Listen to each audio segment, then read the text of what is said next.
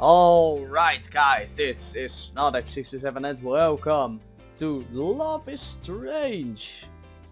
Love is Strange is a visual novel made by fans of Life is Strange content.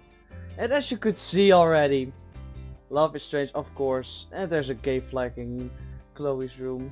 Well, what could that mean? What could that mean? Yeah, I do not know the kind of visual novels I know. Ask Mr. Nine Madness about them, but those are all Japanese, so at least, well, I believe this is not like that. So, but well, we'll see about that.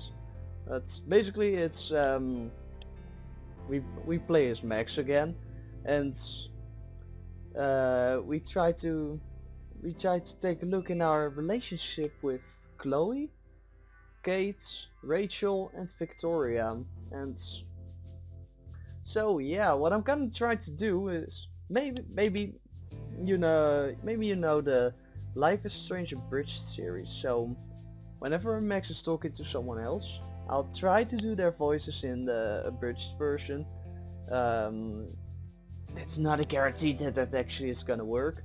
And yeah, but also for the second note here, welcome to the Snoddick Live channel, where I do for this time this entire game, and we'll do it all in Dutch. Well, not the commentary, of course. I'd like to.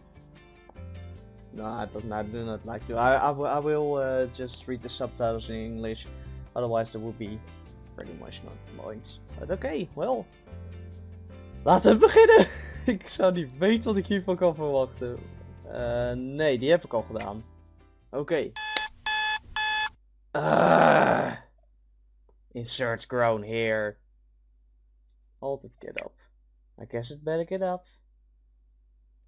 The air is a little chilly as I push the covers off, and one glance in my mirror is enough to tell me that I look like a total zombie. In other words, it's a typical morning for me. Someone's playing music. The people I share a dormitory with are worse than roosters. Oh well, at least I'm up. And I shouldn't make it a habit to be late to class anyway. I stretch out yawning as I make my way to the window to feel the sunlight on my skin. Lisa seems to be enjoying it, too. She's grown like crazy over the past year. My mom would be so proud. Wow. Wat nou, geen pauze. A whole year already. It's hard to believe I've been at Blackwell for that long. So, dit is dus... Lijkt erop dat het...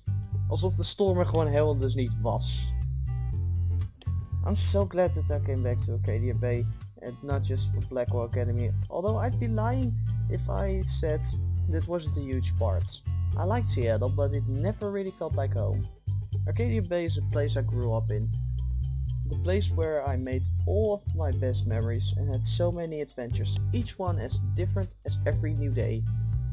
Pirates and superheroes. This was the best place to grow up. Well, I'm biased, but I really do feel that way. I don't want to sell Seattle short, of course. I lived there for 5 long years. I really do miss my friends there and my parents. I was so glad to see them this summer. But I know that coming back here was the right choice for me. I'm technically an adult now, which is something I'm still getting used to. I definitely still feel like a kid in a lot of ways. I'm lucky to have my parents' support and my scholarship, which I've somehow managed to keep into my second year. Go Max! And I can't forget one of the most important parts. Blackwell's brought me back to Chloe Price, my best friend. I love to see where that's headed. It took a little while, but we picked up right where we left off. Actually, we did even better because we didn't exactly part under the best circumstances. But the greatest thing about Chloe is that she's brutally honest with her feelings. Those first few weeks were seriously awkward, but we got through it. I'm determined to be there now for her now, even if I couldn't before. Luckily someone was there for Chloe while I was gone. Rachel Amber. She's totally gorgeous and she's a really great person too. She's almost too perfect. Oh ja, in deze realiteit leeft Rachel natuurlijk dus ook. But she's one of those girls that's just impossible to hate, even though Victoria Chase has found a way. At first, I thought Rachel and Chloe were total opposites, but they're really more like wolves of the same pack. Let's just say that knowing the both of them is like being accessory to every incident of dubiously criminal mischief in the bay. But even if I didn't have Chloe and Rachel, I've got other friends here too. Dana, Stella, Alyssa. Actually, I can count almost everyone on my floor as a friend. Even Brooke, who is abrasive. It took some getting used to, but it's just her way of being friendly. Pretty impressive for a shy geek like me, am I right? Take Kate Marsh for example. She's one of the very first people who befriended me at Blackwell. Kate's probably the most kind-hearted person I've ever met, and she's an incredibly talented artist. She's one of the only students at Blackwell that unabashedly wears her heart, or I guess her religion, on her sleeve. I know that she gets flack about it sometimes, but I think it's really cool that she works so hard to create a comfortable environment for other religious and or abstinent students, even if I'm not in her Bible study group or anything. I get along with almost everybody, except my neighbor across the hall. Victoria Chase is the head of the Vortex Club, with all the reputation that goes with. Even after a year, I'm not entirely sure what the Vortex Club even does, aside from underage drinking. Oh fuck! Oh shit, ik drukte per ongeluk op de rechter muisknop. Return! Oh, I've heard that being in it is good for your resume, but I never see them doing anything to actually improve or benefit the school outside of partying. Oh well, it's not really my place to judge, even though Victoria herself does a lot of judging. Hasn't she heard the old headache about not saying anything at all if you've got nothing nice to say? It's hard not to wither under the Ice Queen stare of hers, or feel totally lame in the presence of her $6,000 camera. She has a great eye though, I'll give her that. I can spend all morning daydreaming by the window, though I've got to get dressed. I don't want to miss my first class, especially because Max Dog... ik zeg gewoon Max Dog, told us last week that they had a surprise coming up on Monday. I wonder what it'll be. They're one of the best teachers I've ever had. They're always supportive of my work and always smiling. I knew Blackwell Academy took on the best of the best, but I had to experience it to believe it. Max Dog is so freaking cool. I better hurry up and get going. Then maybe I can find some time to hang out with my friends before class starts. I have a feeling that Chloe and Rachel are going to laugh at my generic brand t-shirt and jeans, like they always do, but I've come to terms with my style. I should make sure I have everything I need before I head out. Put them back. I can't forget my bag, and I don't want to forget my camera either. I'm glad it's managed to survive this long. It's really old, and not in a cute fall vintage way. It's legit ancient. But that's what I wanted. A total timelessness to my photos. As I slide my camera into my bag, I look at the little dough pin that Kate gave me a few days ago. It's a warm bronze color. She says that she found it in a bookshop in Portland and that she thought I would like it. I do, but I'm just flattered that she thinks of me at all. Check the phone. I can't leave my room without a quick scan at my feet. The modern equivalent of reading the morning newspaper. That's a millennial condition, I suppose. Blah blah blah. Of course, Victoria's already posted her morning mirror selfie, liked by 28 people, posted 5 minutes ago. But she does look really nice in that cashmere sweater. I'd hit like too, but I know she's not interested in my approval. She might never wear that sweater again if I did. Oh, die is best wel goed. Nerd goodies. I'm kidding, I think. I need to stop sinking to her level and being all judgy. And bracelets. Chloe gave me one of her funky spiked bracelets a few months ago. I'm clumsy, so I thought I'd instantly take my eye out by wearing it. But it turns out that the secret to trashing is that the studs are actually pretty dull. I guess I really am ready for the mosh pit now. Shaka bra. The bracelet that I slide on next to it is all woven rainbow threads. Rachel gave it to me. It was pretty surprised when she did. Rachel's got like a zillion friends. Maybe she makes them for everybody. Wow. Oh, I think I've got everything, but I have a feeling I'm forgetting something. Oh, my journal. I can't leave without it. I take just about it just about everywhere. Eens kijken, volgens mij kan je daar ook uitlezen. Is dat zo? Ja, 20. Wauw, dat zijn 20 pagina's. Dat is echt heel wat. Dat is echt superveel. dat is volgens mij zal dit nog meer zijn dan een normale journal. I guess it's a little old-fashioned of me, and I know that just getting a blog would be way more secure, but I'm used to writing by hand. There we go, all set. As I head out into the hallway, I finally spot the source of the music. It's all coming from Dana's room. The door is wide open, like it usually is. This is definitely way too much bass for a Monday morning. I cross the hall, shaking my head. I knock on Kate's door, but there's no response. Maybe she's already headed to class. I'm a little sad that I missed out on her usual morning violin playing. Not that I would have heard much of it over Dana's music. It doesn't surprise me that I can smell weed and hear the sound of spray can drifting from the bathroom. Rachel and Chloe up to no good again. But I guess that's the company I keep. Victoria's usually got her door open or music playing like Dana, but it's quiet this morning. I guess she went to class early too. I've never seen her show up late or anything. Oh, the places you go, Max. Where to now? Oh, where should I go? Go straight to class? To the bathroom? The courtyard. Chloe! Here I come. When I reach the bathroom, I find Chloe smoking in the corner, slouching there with a joint pinched between her fingers. Rachel's busy adding graffiti to the opposite wall. Chloe! Oké, nu gaat het proberen. Ah shit. Having fun, Chloe?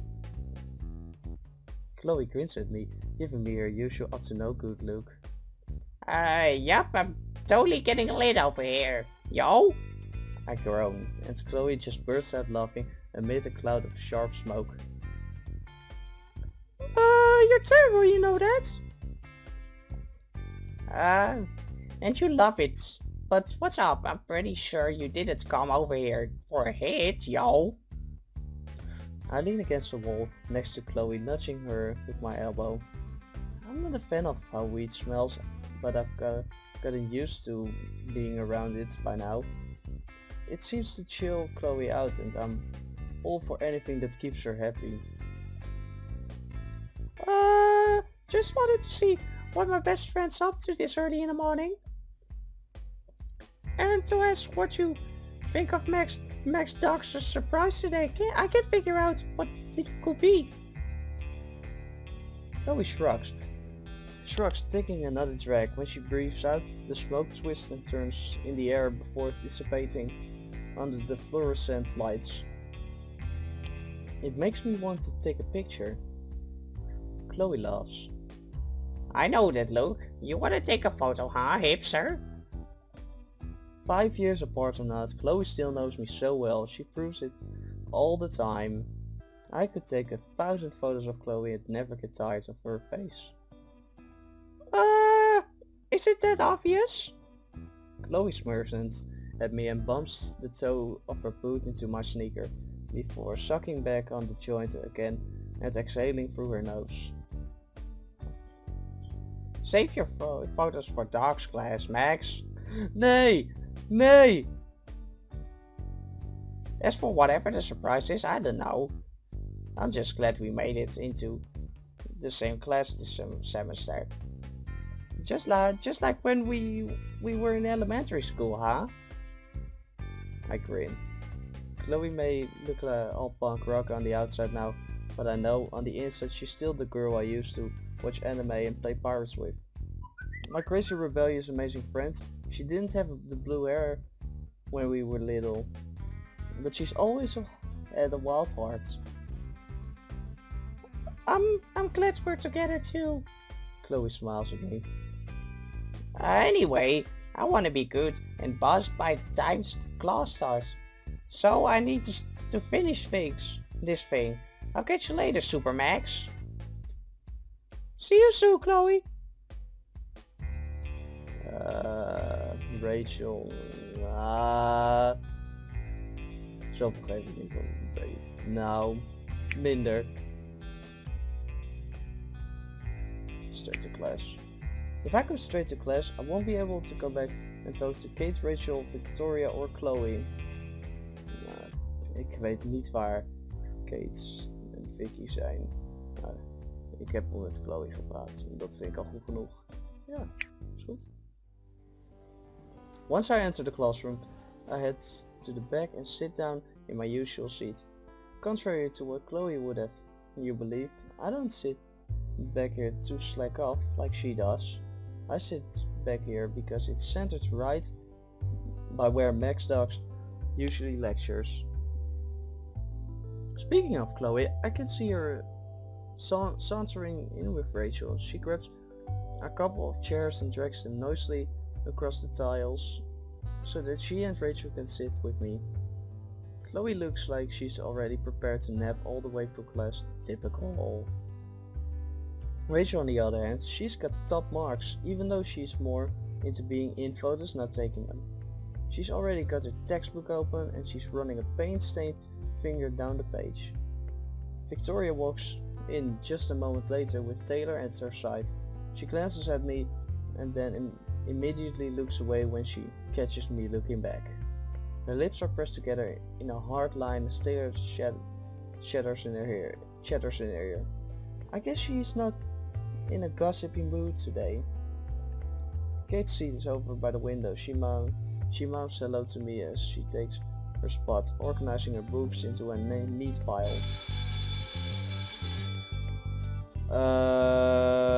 Wat? Dat is de gast... Fuck, oké. Oké, ik ga dus toch gewoon van hem proberen Mr. Jefferson te doen. Hoe ging die ook weer? Good morning, class. Nee, dat is niets. Good morning, class. What a lovely Monday morning. There's a few grumbles here and there. Chloe is the loudest. Max Dog ignores them all. As you all know, I told you last week I'd have a big surprise coming today. Well, the day has come for me to announce the second annual Black Hole Photo Contest. I can feel butterflies literally explode in my stomach. Oof. Next to me, Chloe and Rachel shoot me looks.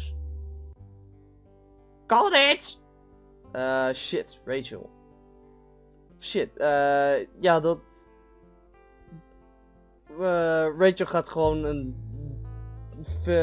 multistem hebben. Call it! Gewoon whatever I feel like it. Victoria stiffens in her seat and sits up a little straighter. Kate smiles, of course. She's as bright as the spot of the sun she's sitting in. Now this contest will be a little different from last year's. You have to pick a partner because the contest motive is the bonds between people. This doesn't mean you both have to be in the photo. Although that's not against the rules, the photo can be of anything. Your bond will be expressed by working together. I want to see all kinds of photos represented. I encourage all of you to enter. At the end of the week, each pair will submit a photo. Of course, I'll be judging to pick the winner. As for the prize, the winner will have their photo displayed in the front of in the front entrance of the main building and a feature in the Blackball Totem. We only have until Friday. Shit, if I wind up entering, I'm going to have to start thinking about it right away. Who am I kidding? Of course I'm going to enter. Max Dexter's the survey the class, hands on their hips. One thing you should keep in mind, be certain of who you choose for a partner, because you can change once you've picked. Dat was wel duidelijk geweest. You will both need to work together to create your photo. No cooperation, no entry. I'm starting to feel a little bit nervous about this whole thing. Sure, I've been taking photos for as long as I can remember, but I've never collaborated with someone else like this before. If you plan to enter, I need to pick your partners before the end of today's class, so that I can add your names to the registration sheets. Double shit, I have no idea who to ask and almost no time to make up my mind. Fidgeting nervously, I glance around the classroom. I can already see people murmuring to one another about their plans. Chloe, who's half asleep, raises her eyebrow at me when I meet her gaze. I guess she wasn't so zoned out that she wasn't listening. Rachel winks when I look at her, and I think about how much practice she's had posing for photos. Everyone knows that she wants to be a model. Kate waves her finger at me, smiling encouragingly. She doesn't have to say anything for me to know that she thinks I should enter. Victoria! She stiffens a little, but she doesn't look away immediately. This time, she holds my gaze. I'm not sure if she's issuing a challenge. The choice is mine. I could ask anyone, nothing stopping me but my own shyness. The worst that could happen is that I'll be turned down, which honestly seems completely mortifying. If I'm gonna be real here, but I'll be even more disappointed with myself if I don't enter at all. Who should I ask? Natuurlijk wel. Ik zou zeggen natuurlijk Chloe, maar ik ga geen Vicky nemen, dat is wel duidelijk. Rachel ken ik niet genoeg, maar dat Rachel en Chloe het samen doen, dat zou ook inderdaad wel iets logisch zijn, dus ik ga voor Kate. Are you sure you want to choose Kate? Yes. I pick my camera up off my... Oh wait, what's dit? Oh, wat was dat? Een van de foto's was het volgens mij. Oh ja. I pick my camera up off my desk and make my way over to Kate, who's still looking at me. I'm so excited for you, Max. This contest was made for you. I wish I could feel the same way. I'm already nervous. You'll do fine. We smile at one another for a moment and I fidget. I wonder if it's be okay to ask Kate if my intuition is right. Someone else has been on her mind lately. What? I should let her know that it's okay if she doesn't want to enter the contest or be my partner for that matter. So Kate, I was wondering if maybe you'd like to be my partner for the contest. You definitely don't have to, but I thought it might be fun to finally get to work together. You've got a great artistic eye and... Kate's not saying much. She's got her hands folded together and she's looking down at them. I decided to shut my big fat mouth. Finally, she speaks quietly. I'd like that very much. Oh, Kate, I'm really happy to hear that, but you don't have to. I know you have. Lots of work to do usually, with your art classes and being Max Dog's assistant at your club. Kate suddenly laughs, high and sweet. Max, I always have time for you. Oh, as long as you're totally serial. I know you have a lot on your plate. Completely. I'm flattered you asked. We're interrupted by Max Duck. Max Duck trailing back to the front of the classroom and clearing their throats. There. Oh, wait. Alright, I've got to get into today's lecture. If you haven't picked a partner yet, then be sure that you do before class lets out. I settle back into my seat as the lesson begins, but I can barely focus. All I can think about is the contest. When class lets out, it feels like hours later, and I leap out of my seat. Kate is still seated by the time I cross over to her desk. She's drawing in her sketchbook again, her pencil making a faint path over the page. Hey Kate! Ow. Hi Max. She greets me without looking up at first, and then she sets her pencil down and starts tucking her sketchbook away. If you're sure you want to work together for the contest, we should let Max Doc know. I'm sure. I pick Kate's book bag up off the floor for her as she pushes her chair out and stands. She gives me a grateful smile. Thank you, Max. I'll take it. She reaches out for her bag. Her shoulders seem to slump slightly beneath its weight. Or maybe I'm just imagining things. I follow Kate towards the front of the classroom and we give Max Dogs our names for the contest registration sheets. After that's done, Kate turns to me. I want to contribute as much as I can to this, even if I'm not much of a photographer. Kate, you are a photographer. Don't sell yourself short. Your work is really strong. I'm more of an illustrative artist. But to be able to draw professionally, you have to teach yourself about skill and perspective and proportions, right? All of that stuff applies to photography too.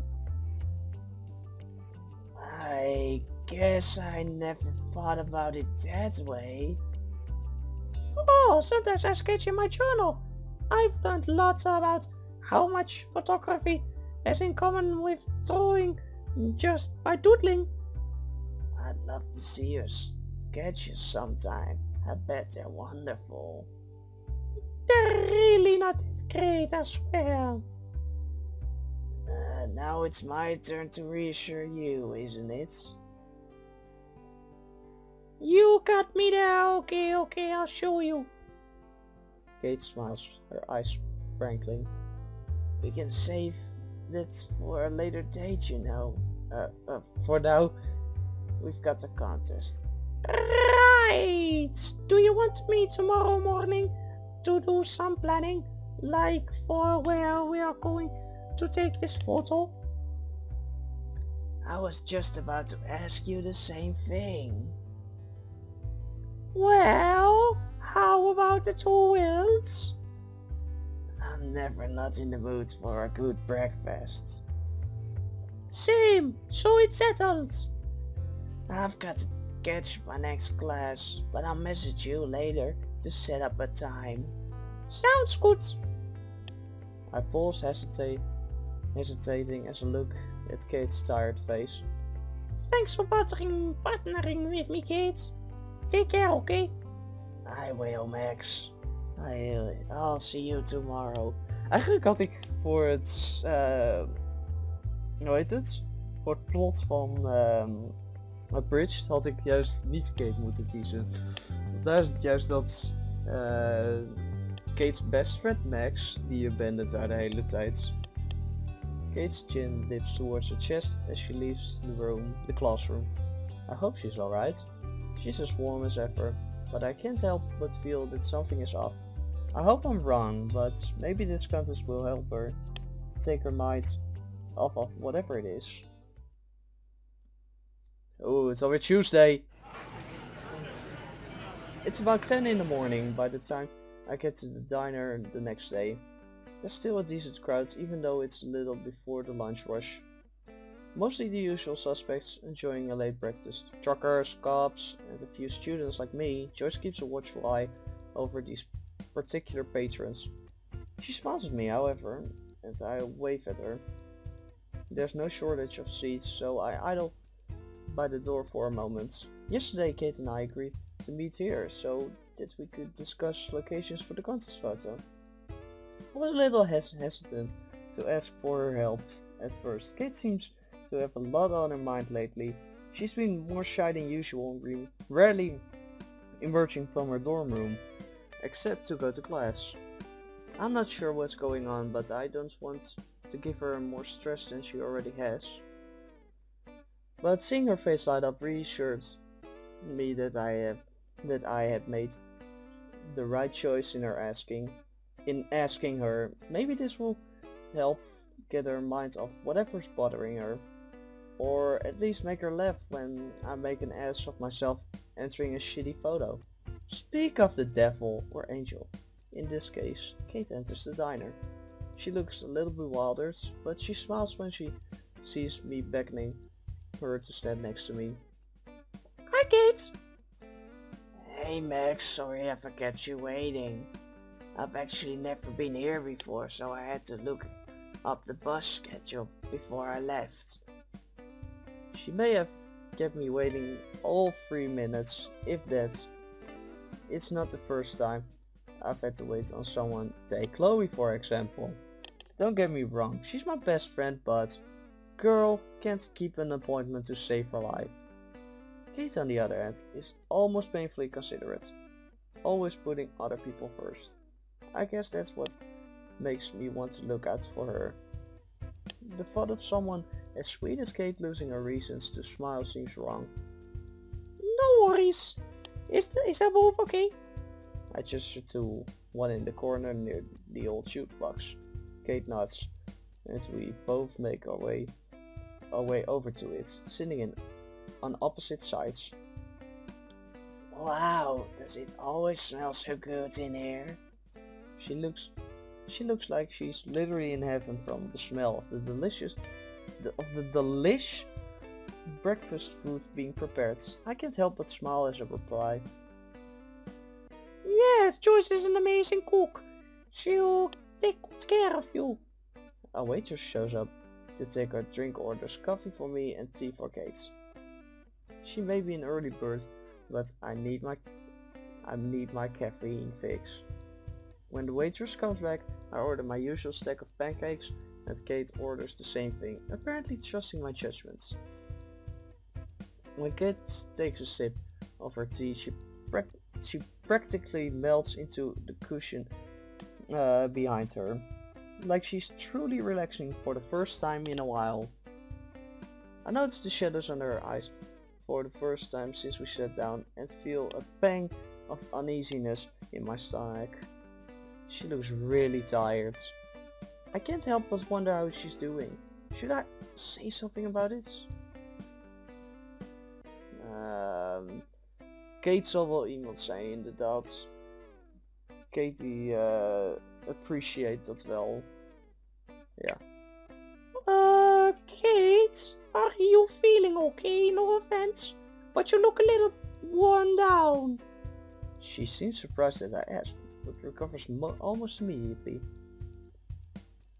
I'm fine, just a little stressed out with, life in general. I'm still not sure she's telling me everything, but I better not push her for now. She probably has her reasons. I hear that, but listen, if you need to talk about anything, I'm here, okay? I get another genuine smile out of her as she sips her tea again, the warmth of it putting some color back in her cheeks. Thanks Max, I really do appreciate it. Kijk, hier, precies wat ik zei. Our food arrives and I immediately dig in, not realizing how hungry I had been until Joyce's famous pancakes were right under my nose. Looks like someone's hungry. I look from the whole half-eaten meal on my plate to Kate's hardly touched in comparison. I can hear my mom chiding me in the back of my head, but the grin on Kate's face tells me that she hardly minds. It's warm and glowing and makes me smile, right back at her like a huge dog. Kate seems to have that effect on me. More than I thought, apparently. Kate just laughs. I don't blame you. These are better than anything I've had in the Blackhawk cafeteria. Make sure you pass that on to Joyce. I will if I see her before we leave. But she probably hears that kind of thing all the time. I shouldn't bother her. I reach across the table and nudge her hand gently with my own. Oh. You never are bother, Kate. You gotta believe that. Just like you believe in God and Jesus. And your bunny Alice. She looks at her hands, then back up to me, grinning again. I'll try, Max. She smiles so much when we're alone together. Kate doesn't open up a lot, up to a lot of people, preferring to keep herself most of the time. I'm one of the lucky ones that get to see the other side of Kate, her chatty, bubbly side. It makes me feel awesome. After I finish inhaling my breakfast and Kate goes about eating hers, I decide to bring up the contest entry. Alright, we don't have a lot of time, so we need to think of a game plan. Kate looks up from where she's been twirling her fork in the remnants of her pancakes, giving me her full attention instead. Right, what did you have in mind? The location of the photo is going to be really important, so let's focus on that first. Do you have any... I stopped suddenly, very aware of Kate's eyes on me, not focusing on my words but on me in particular. What? Do I have something on my face? Kate laughs, breaking the tension in an instant. Yes, actually you've got a bit of hair. She leans over the table between us and gently wipes the corner of my mouth with a napkin. She does it so naturally and gently, yet I barely have time to register what's happening. Before I can react, she's seated again. There, that's better. Thanks? I touch the side of my mouth where Kate's head had ghosted, feeling a slight heat in my cheeks. It felt really nice to get her attention. Alright, Max, focus, the contest, remember? See, that's why I picked you to be my partner, Kate. I'd be all over the place without you. Yeah, about that. Kate fingers her cross necklace self-consciously, like there's something on her mind. What's up? Kate shrugs, looking away. Are you worried about the contest? It's not that. Her eyes snap back to mine. I worry about you handling the contest, Max. I'm just not sure why you picked me to help you. What do you mean? I haven't been feeding myself lately. What if I slow you down and mess you up? Nee, zeg dat niet, Kate. I just don't think I'm as talented as you. What? That's all completely nonsense, Kate. You are truly gifted. If I screw up your chances of winning, I'd feel awful. Wow, she's really beating herself up over this. Kate. Maybe you should pick someone else to help you instead of me. I won't have any hard feelings, I promise. There's no way I want anyone else to help me besides Kate. What could I say to reassure her? Oh shit.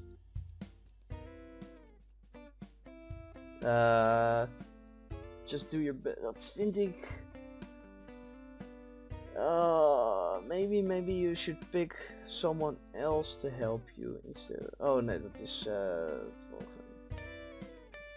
Just doe je best. Het klinkt dat klinkt toch best wel alsof je het niet kan. Maar ik weet niet. Is Kate nou van deze motivation? Of dat? Nee, we can do it. I shake my head. Sorry, that's not gonna happen. But I picked you to help me because I thought we'd make a great team. I know how to set up an ice shot, sure, but I have trouble bringing it to life. I've seen your art and for those children's comics you made. They're so vibrant. There's so much emotion in your work, it's incredible. Kate looks shocked, looking down again. Oh, Max, you are way too nice. I'm serious, Kate. You're an amazing artist. Just the kind of person I want working with. Me. So don't worry, okay? With you on my team, I know our entry is gonna be great. I'm not a motivational speaker, but Kate actually looks hopeful after I say that. Okay, you're right. Go Team Max. I put my hands over hers and smile. You mean Team Max and Kate? We finish our drinks and get ready to exit the diner. According to my phone, it's only been an hour since we sat down to breakfast, so there's still plenty of time left in the day. Where to now, Max? Do you have any ideas for a location?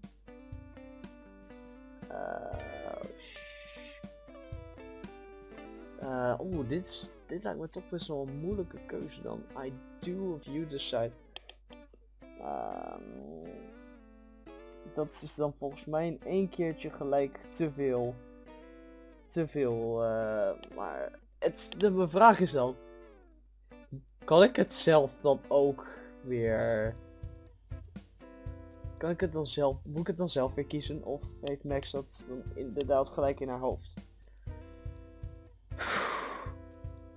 Oh shit, dit is erg.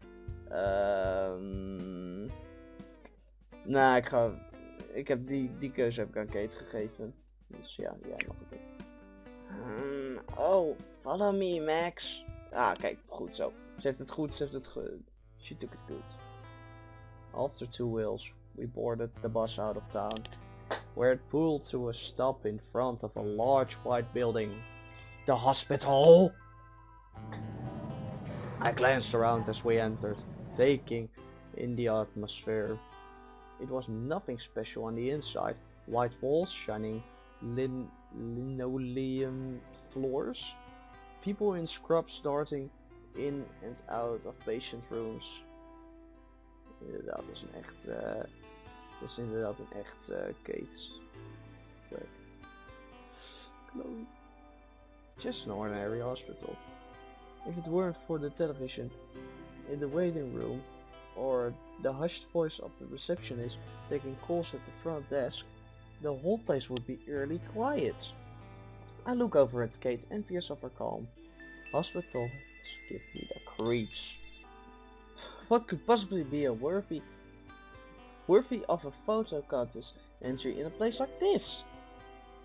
Kate leads the way, skipping the receptionist and heading straight to the elevator. She presses the button to go up and we wait for the elevator to descend.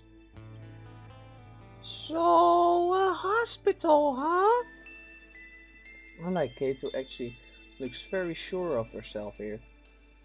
I'm a little skeptical. Oh, I know what you're thinking, but, well, just trust me. It'll make sense once you see where we're going. She must be able to sense my unease, because after a pause, she turns to look at me. You trust me, right, Max? Of course.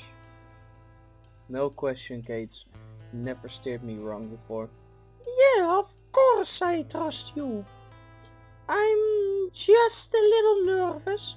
I haven't been to a hospital since. Okay, you're gonna laugh, but when I was little. I chewed the eye of my teddy bear and I swallowed it. Captain... Ah, shit! Ik ben de naam van de teddybeer vergeten. Ahoy, Captain... Volgens mij AJ. Kate's concern instantly melts away as she smiles. That's so cute. Well, I guess I shouldn't say that. You must have been so scared. I just remember, like doctors in white coats looming over me, free. I shivered a little at the memory. To this day, I still can't watch medical dramas without getting creeped out. Well, Max, we share that. Before my mind can stray to any dark places, I feel fingers brushing gently against mine, making my heart skip slightly. No doctors will get you this time, don't worry. Her voice, gentle and reassuring, makes me slightly less anxious. The elevator arises and we step inside. Kate presses the 4 button almost immediately, like she's done with this countless times before. The door opens and Kate gently beckons me forwards with a nod of her head. She's buzzing with energy, looking around the wing in excitement. It's actually really adorable. Looking around, I don't blame her.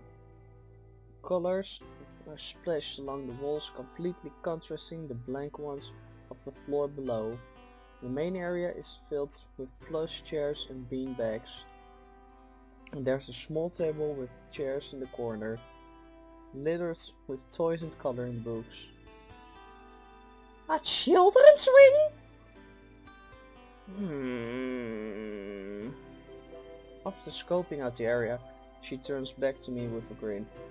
Looks like no one's around. Should we surprise them?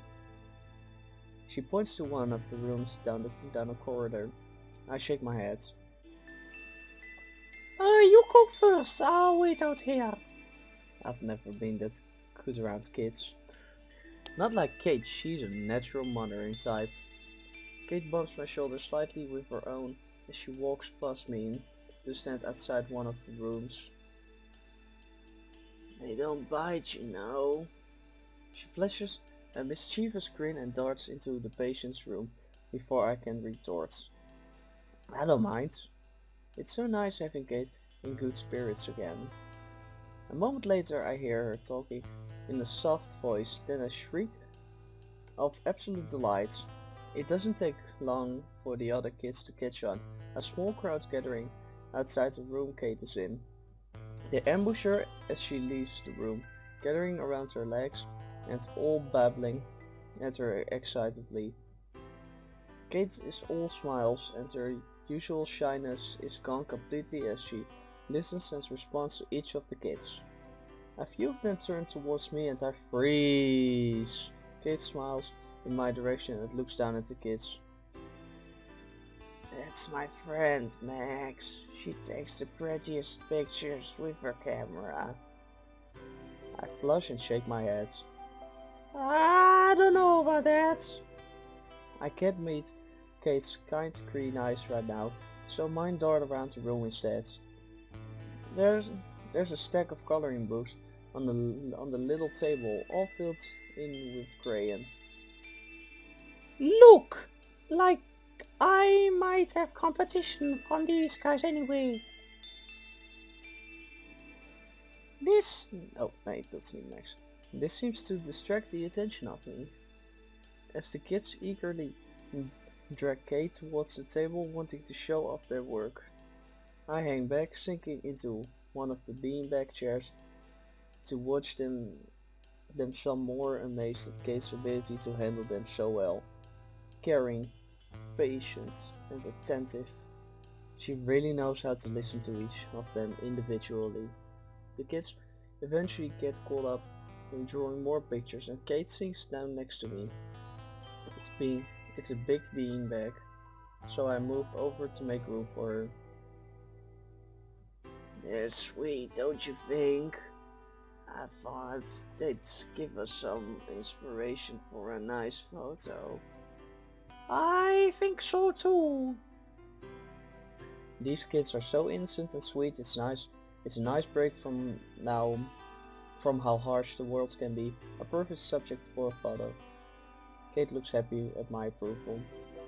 They're the sweetest kids I know. I think letting them be the stars of a photo is going to mean a lot to them. Makes them feel important, you know. I nod sympathetically. They're all really young. It must be tough being away from their parents. After a beat, Kate says something else softly, looking at her hands instead of me. It means a lot to me, for sure. Kate's voice is full of sincerity and gratitude.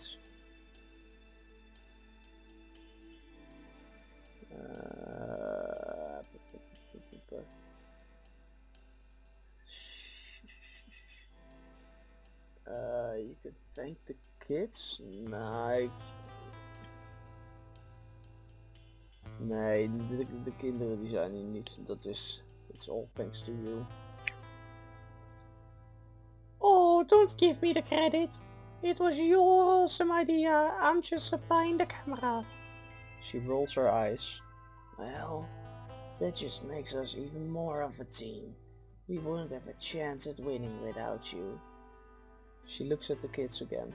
But I don't think it's thanks to me at all. They're the ones who inspire me. They're so young but still so brave. I owe them a lot, even if they don't realize it. Definitely, they really love you too. It's so cute. Looks like I made Kate blush this time. I know, some of them don't get a lot of attention. Their parents are either rich and leave all their kids' care up to the nurses. They're so busy working to provide for the rest of their families that they can't make it out here in person. So I try to keep them occupied.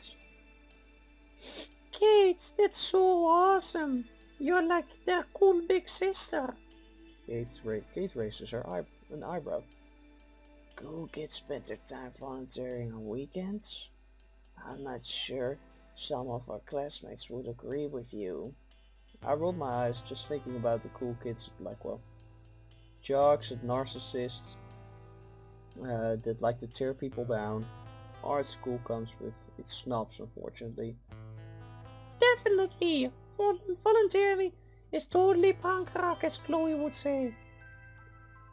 You really think so? There's a noticeable change in Kate's tone of voice, quiet and despondent as she turns her attention to the kids instead of me. Kate? Something's definitely bothering her. I sensed it back at the diner, but it feels even stronger now. We don't speak for a moment. I reach out to touch her shoulder gently, causing her to jump a little. Sorry, I zoned out. Kate, whatever's going on, I want to help. Kate 6, looking at her hands. I don't know if you can. Let me try at least. I know I don't always have the best ideas, but I don't like to see you hurting. This brings her attention back to me. I smile encouragingly. You trust me, don't you? I don't expect her to agree so quickly, but she does. I do trust you, Max. Okay. I've been dealing with some really mean people recently. What? Who? Who would even be mean to Kate? It started with the Bible study I tried to start on Blackwell. I was just trying to make a safe space for discussion, but some kids didn't like it. First, someone wrote curse words on my room slates. Then Hayden and his friends started whispering about me in the halls. And then someone made some awful drawings of me. She doesn't explain further, and I don't want to make her. I'm already plenty furious. I don't get very angry this often. But when it comes to Kate, I feel like I have to protect her. Especially now when she's getting ganged up on for no reason. Kate, I'm so sorry. I had no idea. Better that you didn't. I'm probably just being too sensitive. No, you're not. Nobody deserves to be treated like that. Especially not Kate. Poor thing. Kate shrugs. Maybe, but what can I do about it? I'm not strong like you, Max. Kate, it's time to it's the time to beat the bullies. You can't let them walk all over you like that. If you don't stand up for yourself, you're just going to keep going after you. That is not okay. So you've got to tell them to step off before it gets worse. Kate considers this, looking a little intimidated at the notion. I know I should, but I just... You don't think you're strong enough, I know. But you're so kind to me and these kids. And even the people who aren't nice to you. That makes you stronger than they could ever hope to be. That's so nice of you to say, Max. I just don't know if I can believe it. I shake my head. You've got this, Kate. I have faith in you. Kate nods. You always have. So, I'll try to do it. For you. Do it for yourself first. That's the most important thing. Kate actually beams at this, and I get that warm, awesome feeling in my chest. You're a blessing, Max.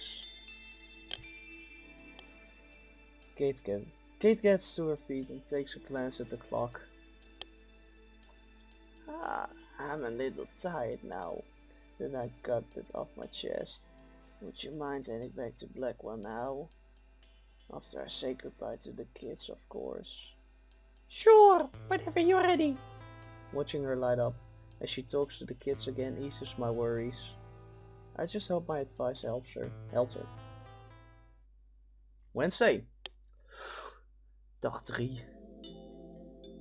I'm still reeling over what Kate told me yesterday.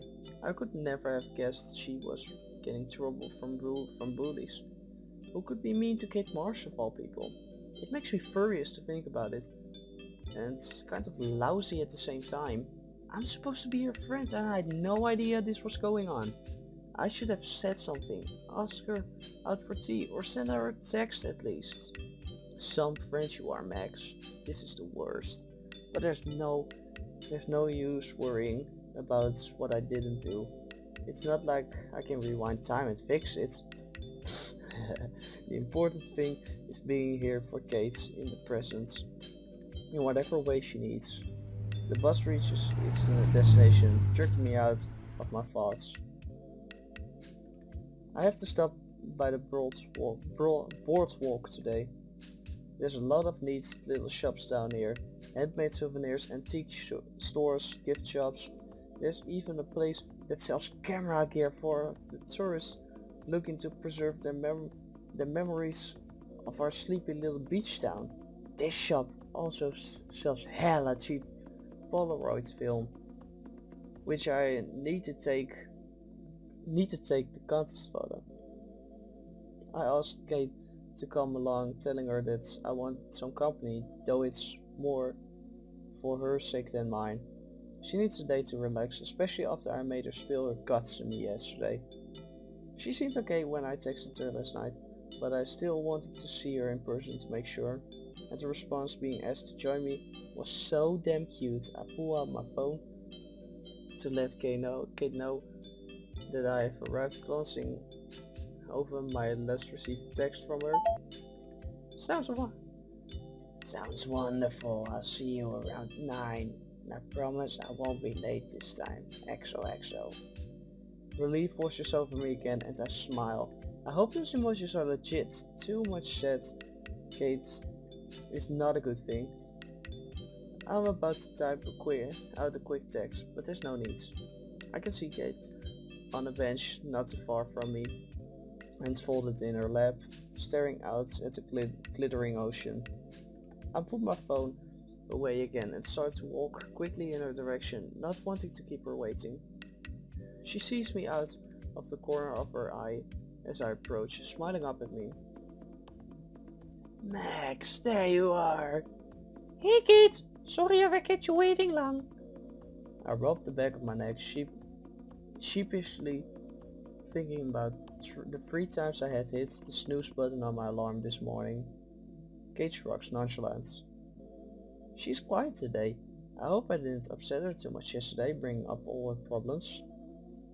I reach forward and tentatively squeeze her shoulder. How are you feeling? Her eyes don't leave my face, but she seems to perk up at my touch.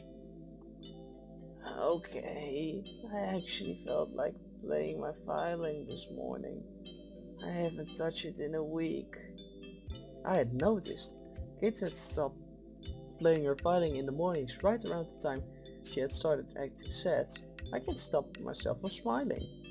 That's so great! I must have slept right through it, but I'm sure it was nice, as always.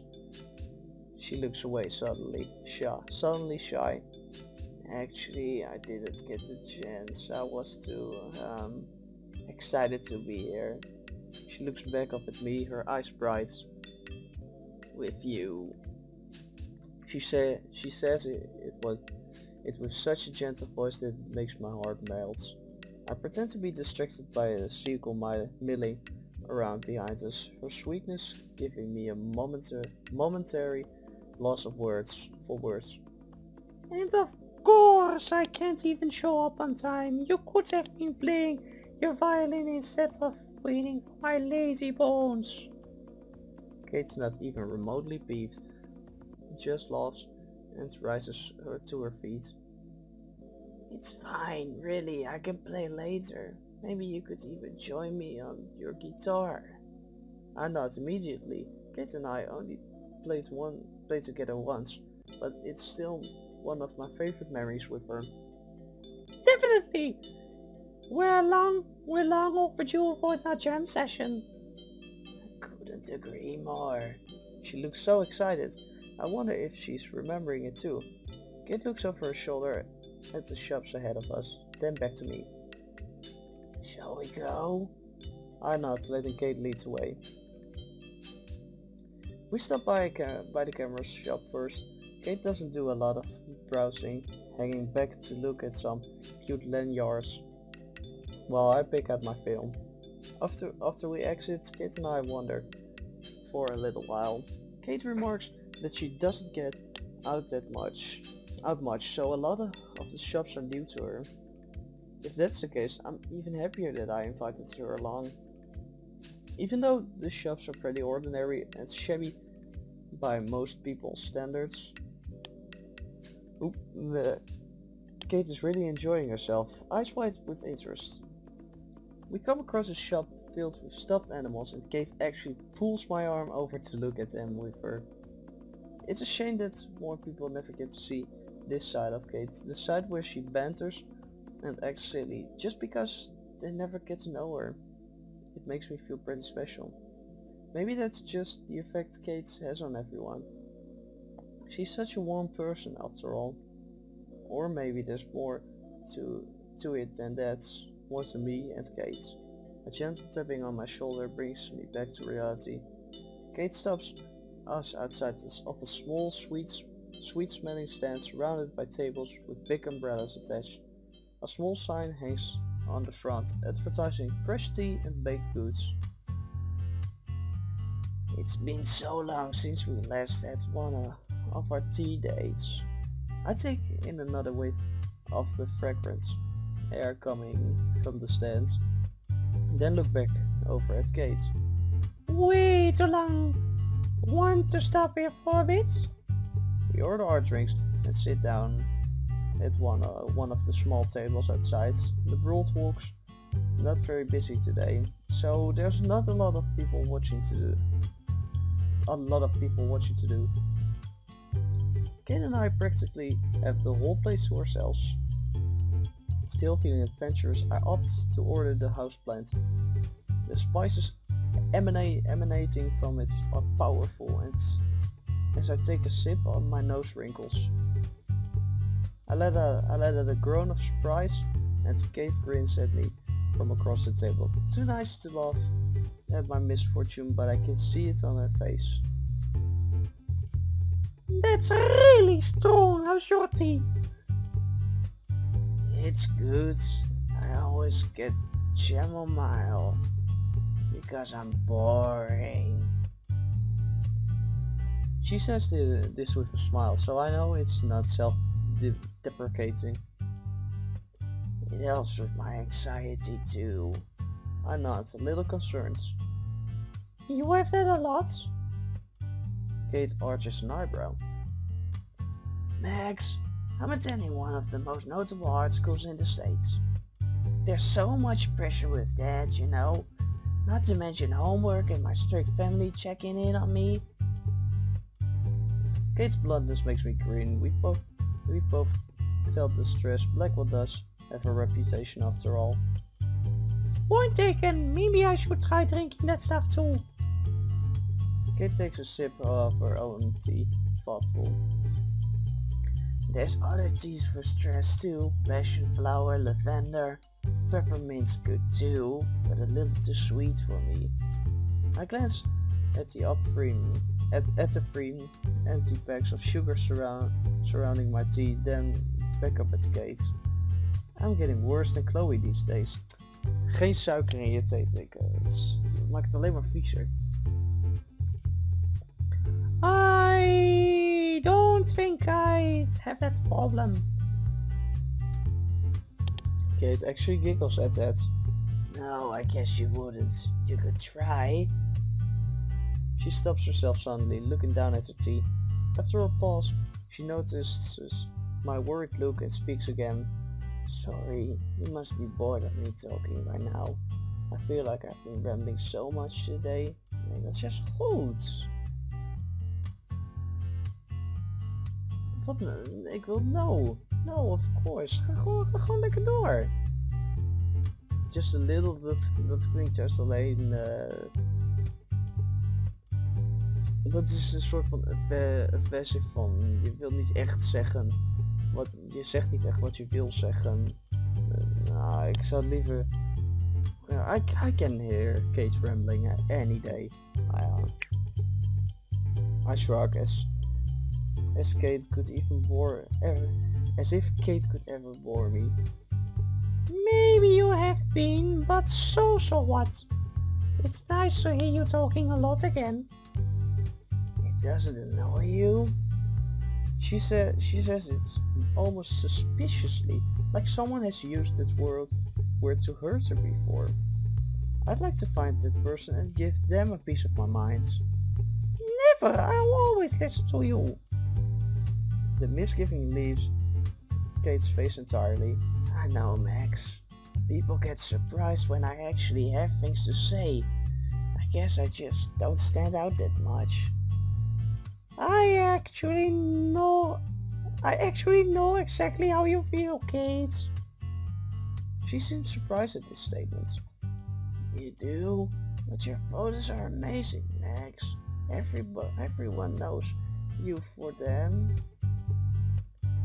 Why do you think everyone was so eager to have you submit one for the contest? You really do have a gift, Max. I shift a little uncomfortably. I know everyone thinks so, but I don't see it sometimes. That doesn't make it untrue. You're just insecure. I smile at her knowingly. Kind of like you, huh? She pauses, suddenly very interested in the napkin on her disposable teacup. Maybe. I'm serious, Kate. Your drawings are awesome. Just as good as my photos. I lean forward as if sharing a little inside joke with her. I still haven't erased the drawing you left on my home slate, just in case it's worth something one day.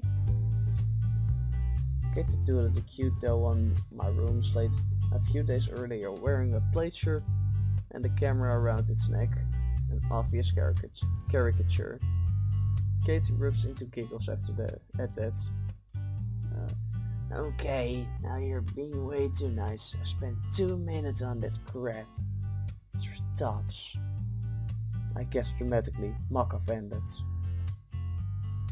How dare you, Kate Marsh? That doll is obviously adorable. Kate crosses her arms. Well, I did use you as an inspiration, so you could be biased. Kate, please! That is not the only reason. I shut up and take a sip from my tea, a sudden heat rushing to my cheeks. For some reason the implication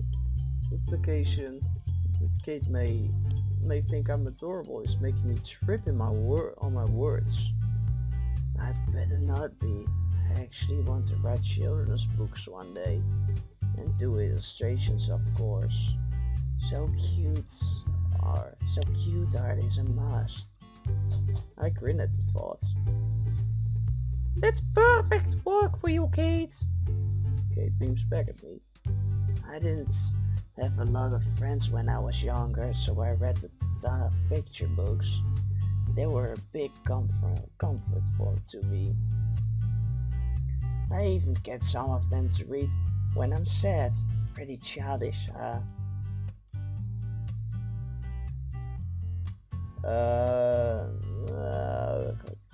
Kind of cute. Yeah, cute. Nah, it's actually cute. My room back home is practically a museum of old kids. Stuff I've never thrown away. Plus I still have kept my stuff there. Kate laughs softly. That makes me feel better. I actually don't have any stuffed animals. Alice is enough for me. We keep talking until the remnants of our tea have long gone cold. I hadn't even realized that it was nearly 3 in the afternoon. As we're walking away from the small tea shop, I catch Kate smiling at me. Thanks for always listening to me, Max. No problem, Kate. You know you don't have to thank me for that. Her fingers graze across my arm gently, getting my attention. I just feel like I can talk to you about anything. Not everyone cares about what the quiet Christian girl has to say, but you genuinely do, so thanks. Before I can respond, a voice in the distance distracts us. Someone is trying to get our attention, specifically Kate's. Oh, Stella. We haven't talked in forever. She looks at me questioningly. Do you care if I pop over and say hi? I practically push her in Stella's direction. You don't need my permission, jeez. I say it with a smile, happy that she feels like socializing again. Okay, I'll be right back. I wave at her as she goes over to Stella. Stella was one of the only people to attend Kate's Bible groups. I'm glad Kate's reaching out to her friends again. They look caught up in their own conversation, so I look around for something to keep me occupied. There's a small gift shop immediately to my left. Maybe I should get something for Kate. She had a shitty week after all.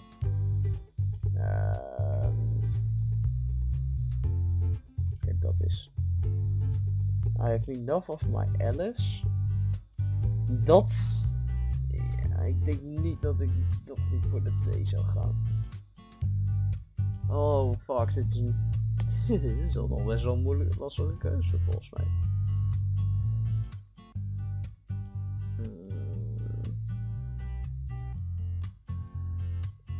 Het zou eigenlijk dit wel het meest appropriate zijn voor de qua leeftijd. Maar ik weet het echt niet. Nou oké, ik ga. I cut off with a stuffed rabbit. Yes. I managed to fit the gift perfectly in my bag and just in time, kids waving me over to where Stella was a moment ago. With a spring in my step, I run over to her to join her. More than half the day has passed when Kate and I arrived back at the school, but I barely noticed it. I forgot how much I loved hanging out with Kate, and her tea dates, of course. I think she enjoyed herself too. I've seen her smile more today than she has all week.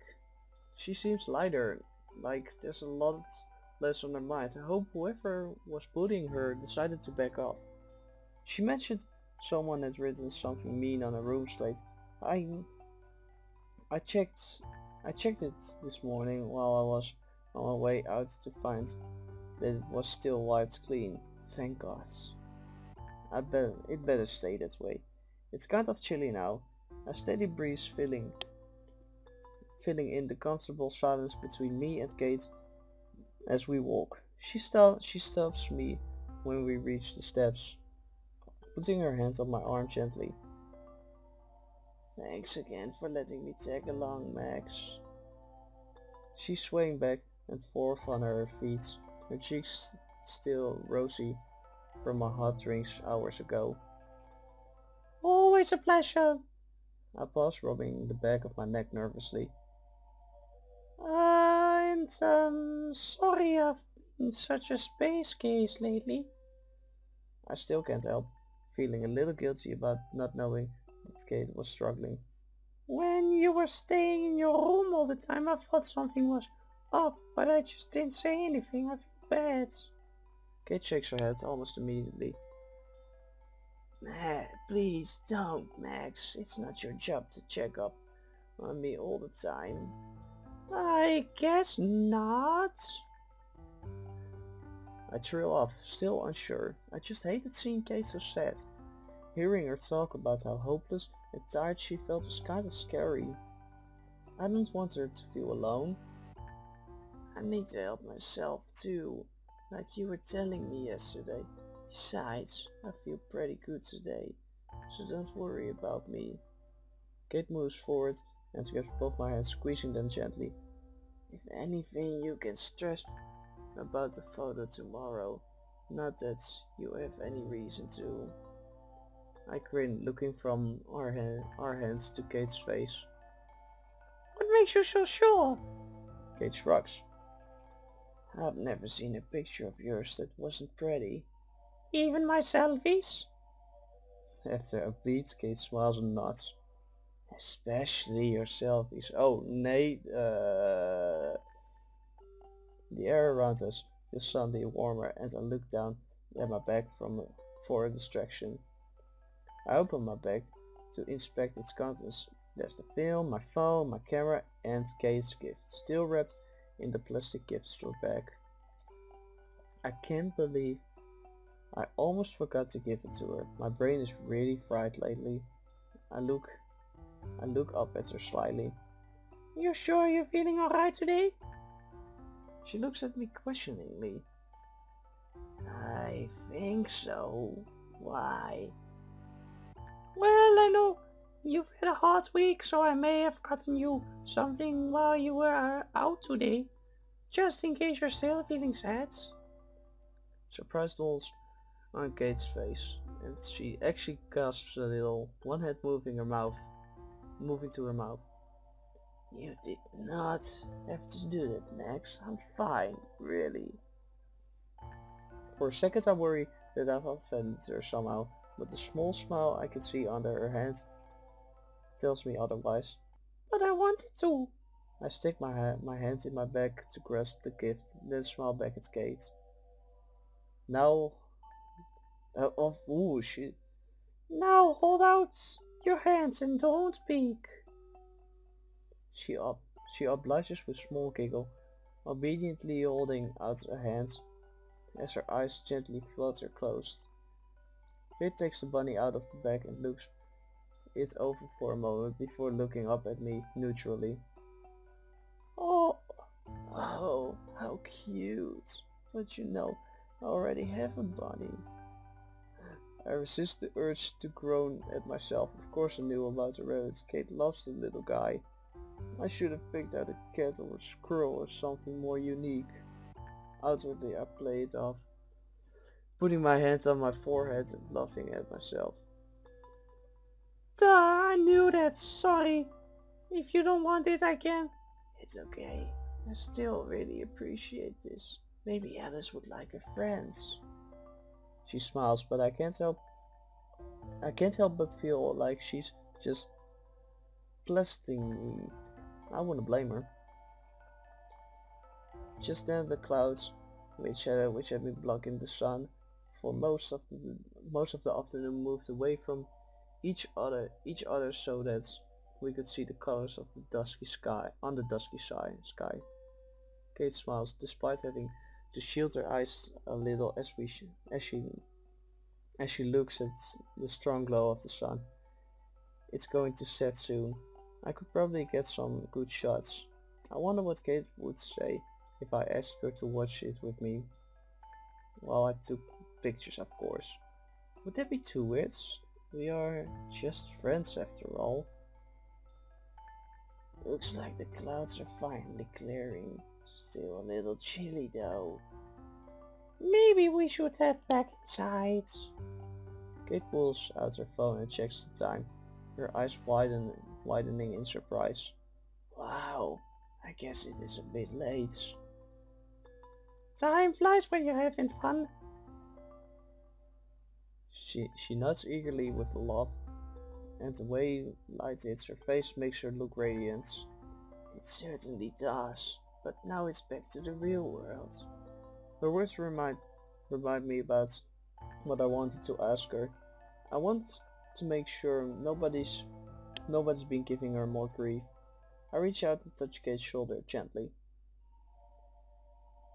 Maybe not just yet. I wanted to talk to you about something about the people who've been bullying you. She shrugs, like she's not used to people asking after her. I hope that's not the case. Oh, well, okay. You want to sit down somewhere? I nod, letting Kate lead the way. A thought occurs to me as I look to the horizon. You know, it's gonna be a really pretty sunset. We should stay outside long enough to watch it. Kate smiles knowingly back at me.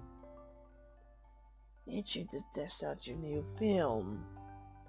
And to watch it with one of my best friends. What do you say? Kate seems to glow with pride at my words and nods. We sit on one of the benches outside the dorms, getting a good view of the sun dipping behind the trees. Another breeze shifts past us and Kate rubs her shoulders. Oh, it's getting chilly now. Oh, what the... Kom op.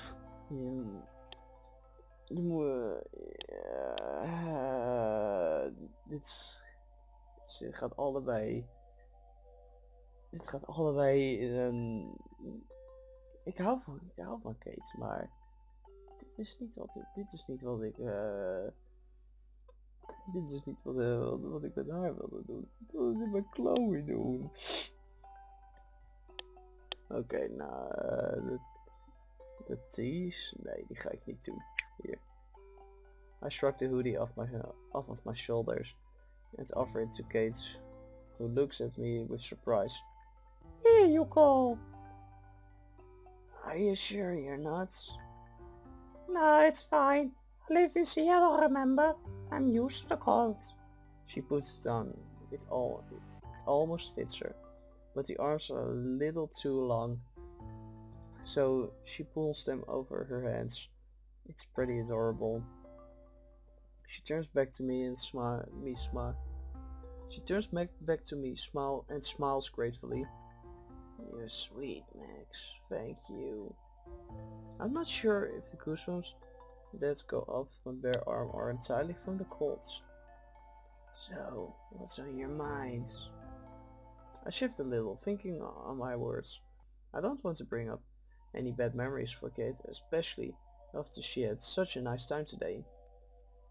I just wanted to make sure you're okay after what you told me. I hope it didn't come off as too bossy. I didn't mean to tell you how to run your life. I just don't want to see you get hurt anymore. After a pause, Kate making sure I finished, she replies, That's really sweet of you, Max, but you don't have to apologize. I needed to hear what you said. she's not looking at me, playing with the loose threads on her shirt. This might surprise you, but I'm not as delicate as everyone thinks I am. Or at least I try not to be. I just forget sometimes, you know. When everyone sees you as this shy, scared little Christian girl, it's kind of hard to break away from that. Nobody understands that there's more to me. She looks back. She looks back at me, back up at me, a little anxiously. Do you even? She seems so troubled. I want to grab her hand and apologize. Tell her I'm sorry for bringing it up again, but it's too late now. Kate, you know I understand. What brought this on? You've been so nice to me, and I'm so happy that you picked me to help you with the contest. But I don't want you to feel like you have to just because you feel bad for me. She looks away again, focusing on the rings on her fingers instead of me.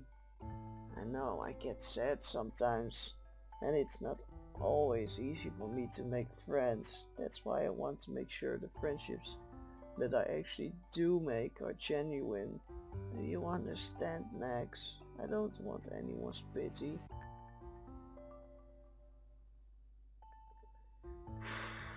Oh, dit is nou... Dit klinkt heel erg desperate, denk ik. Don't say that.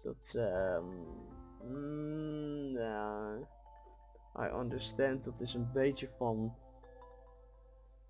I understand, dat is zeggen van, ja inderdaad, ik ben misschien zo geweest. Don't say that. Nou, misschien ga ik toch met I'm your friends. Ja, inderdaad, dat lijkt me de goede keuze. I can't stop myself from interjecting. Kate's completely right about herself.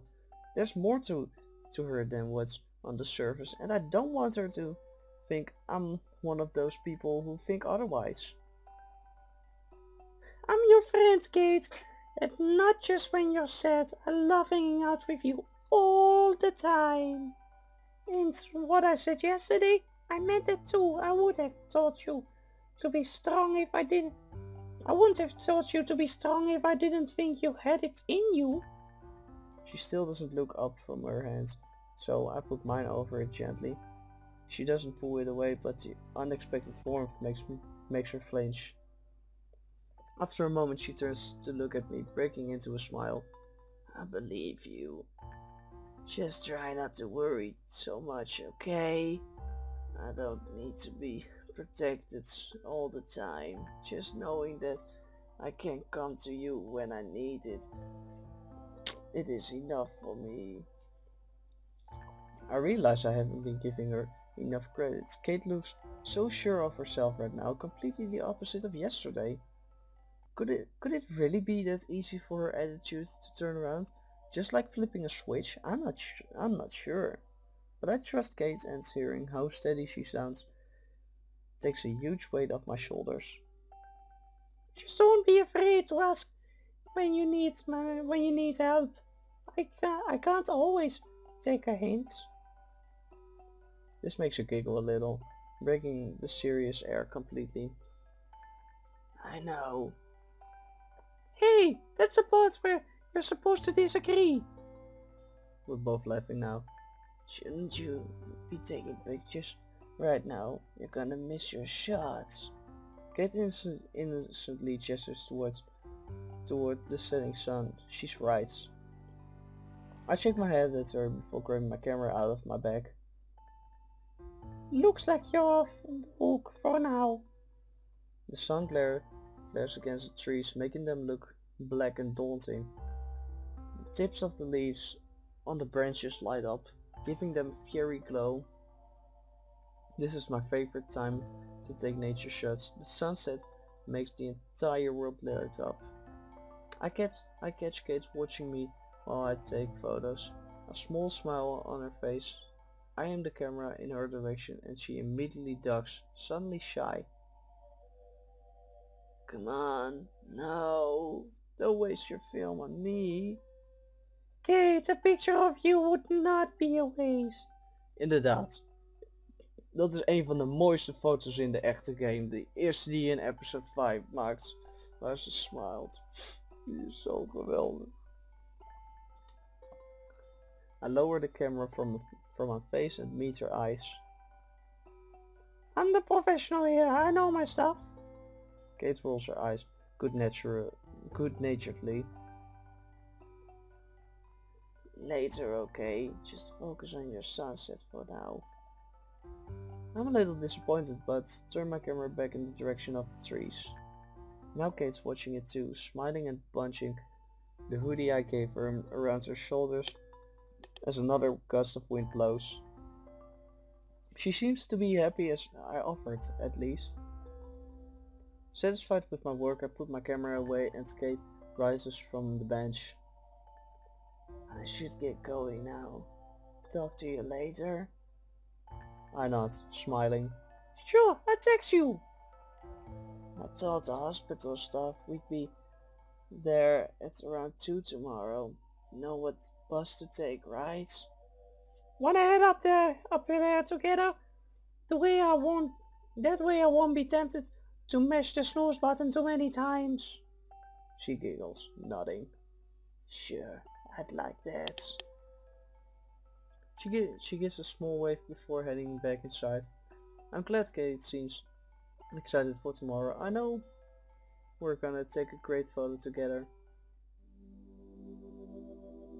After a quick dinner, I head back to my room. I was planning on catching up on schoolwork, but I'm too wired to focus. Anxiety about the contest photo is setting in, making me excited and nervous at the same time. I wonder how Kate's feeling. I shove my science textbook to one side and pull out my phone. An incoming text lights up the screen as I do it. Seems like I made up with your hoodie. Come by my room and pick it up tonight. If you want to, that is. As if I wouldn't want to. Sure, I actually felt like talking to you anyway. Is it okay if I come by now? Perfect. XOXOXO. I can't tell if she's just excited to have people visiting her dorm room again, or just because it's me in particular. Either way, I'm glad she feels like being social again. I better head over to her room before it gets too late. Door's open, Max.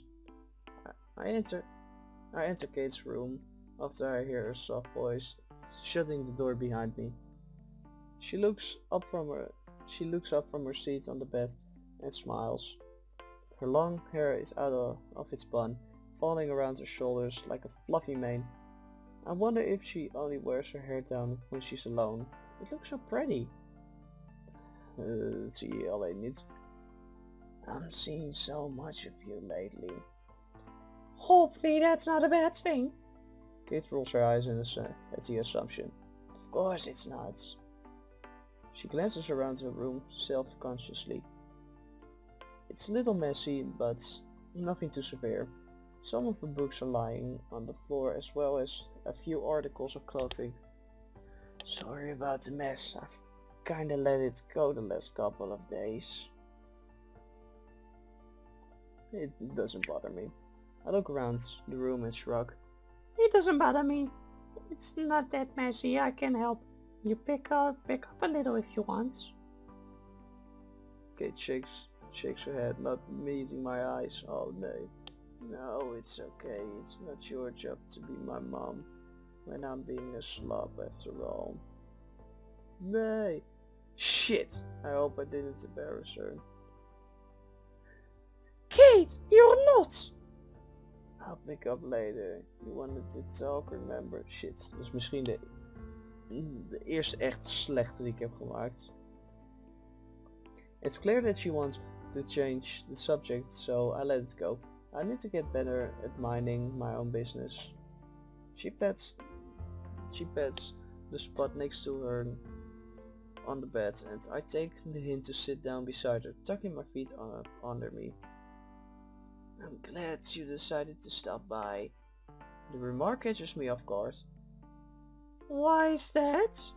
Kate looks me over, a little concerned. You just seem a little tense. Don't tell me you're still worried about the photo. I thumbed the back of my neck sheepishly. Just a little. Just a little. Performance anxiety, I guess. Kate rolls her eyes and puts her hands over mine, pressing down softly. I already think your photos are amazing, Max. You don't have to worry about impressing me.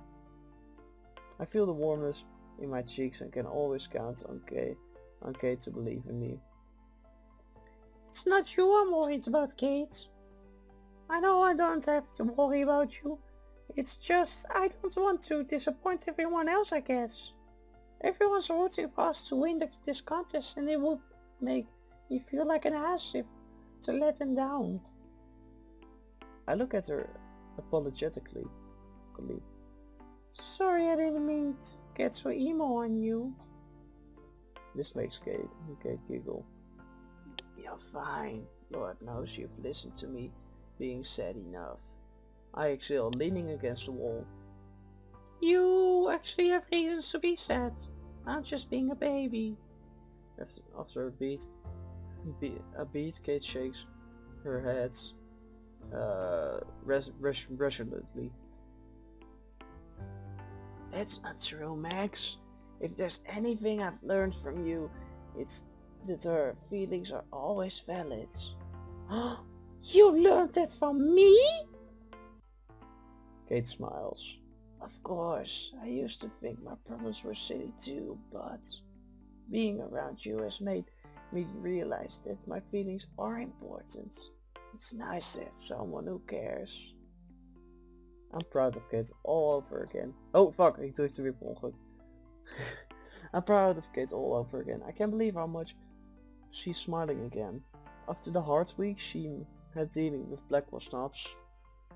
I'm glad I could help her, but most of this is on Kate, of course. She really is a fighter.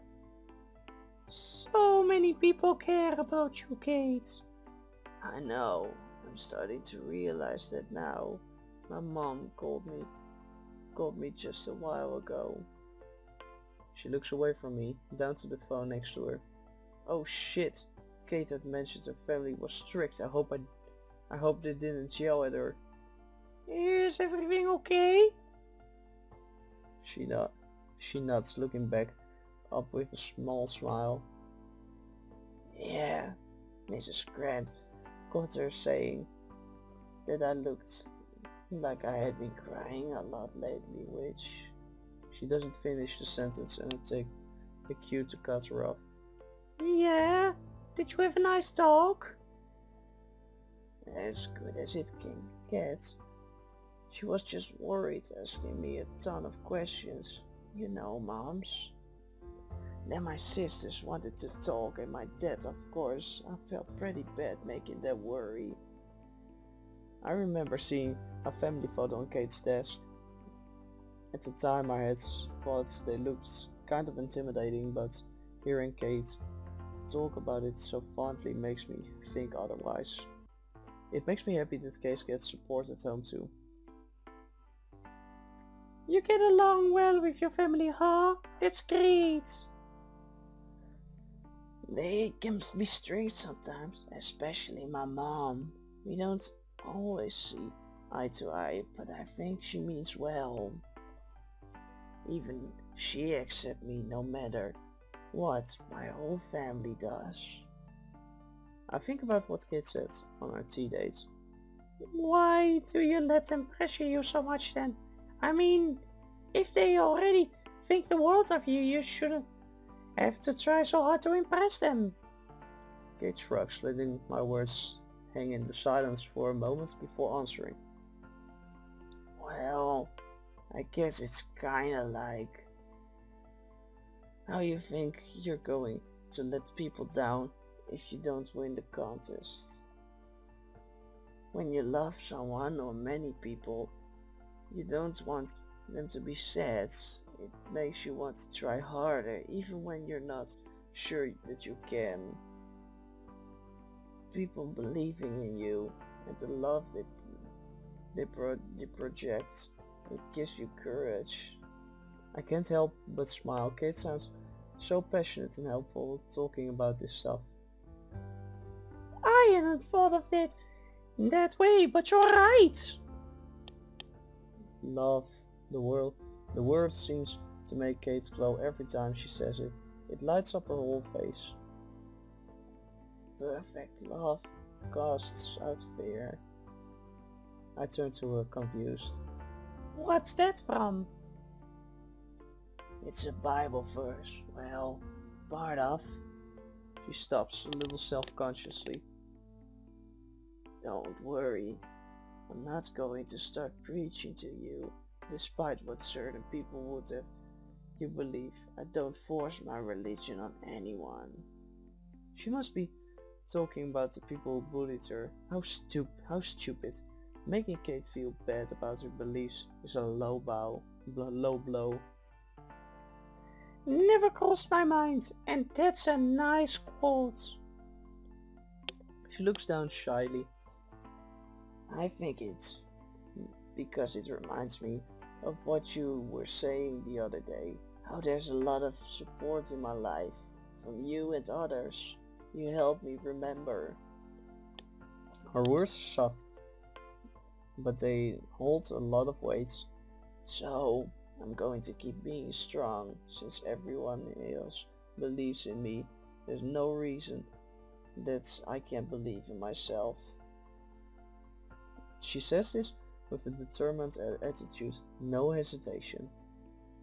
Oh, sounds like I'm proud of you. Yeah, I'm proud of you, let's feel beter. I'm so relieved at how confident she sounds. It feels like I don't have to worry about Kate after all. Maybe I never did.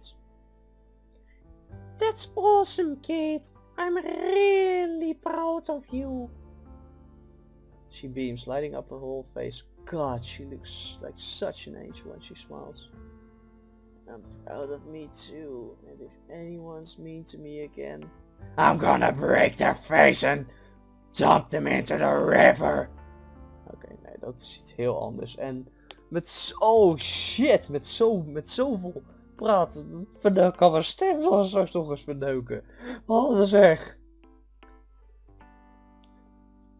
Kate's face becomes deadly serious, the mane of hair framing her face, making her stare even more intimidating. I'll just get meaner. Hey, oh shit, ik had Wait, what? Oh, dat was geweldig. Hey fucking man. Wait, what?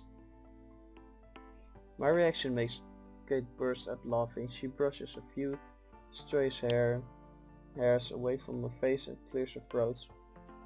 I'm kidding, sorry if I scared you. I don't think I'm that tough anyway. After a pause I laugh as well. I love Kate's silly sides. You are tough, Kate. Seriously. Standing up for yourself takes a lot of badassness. She shrugs, but I can tell from her grin that she takes my words to heart. We talk for a little bit longer about nothing in particular. My anxiety about the contest photo slowly melts away the more Kate speaks.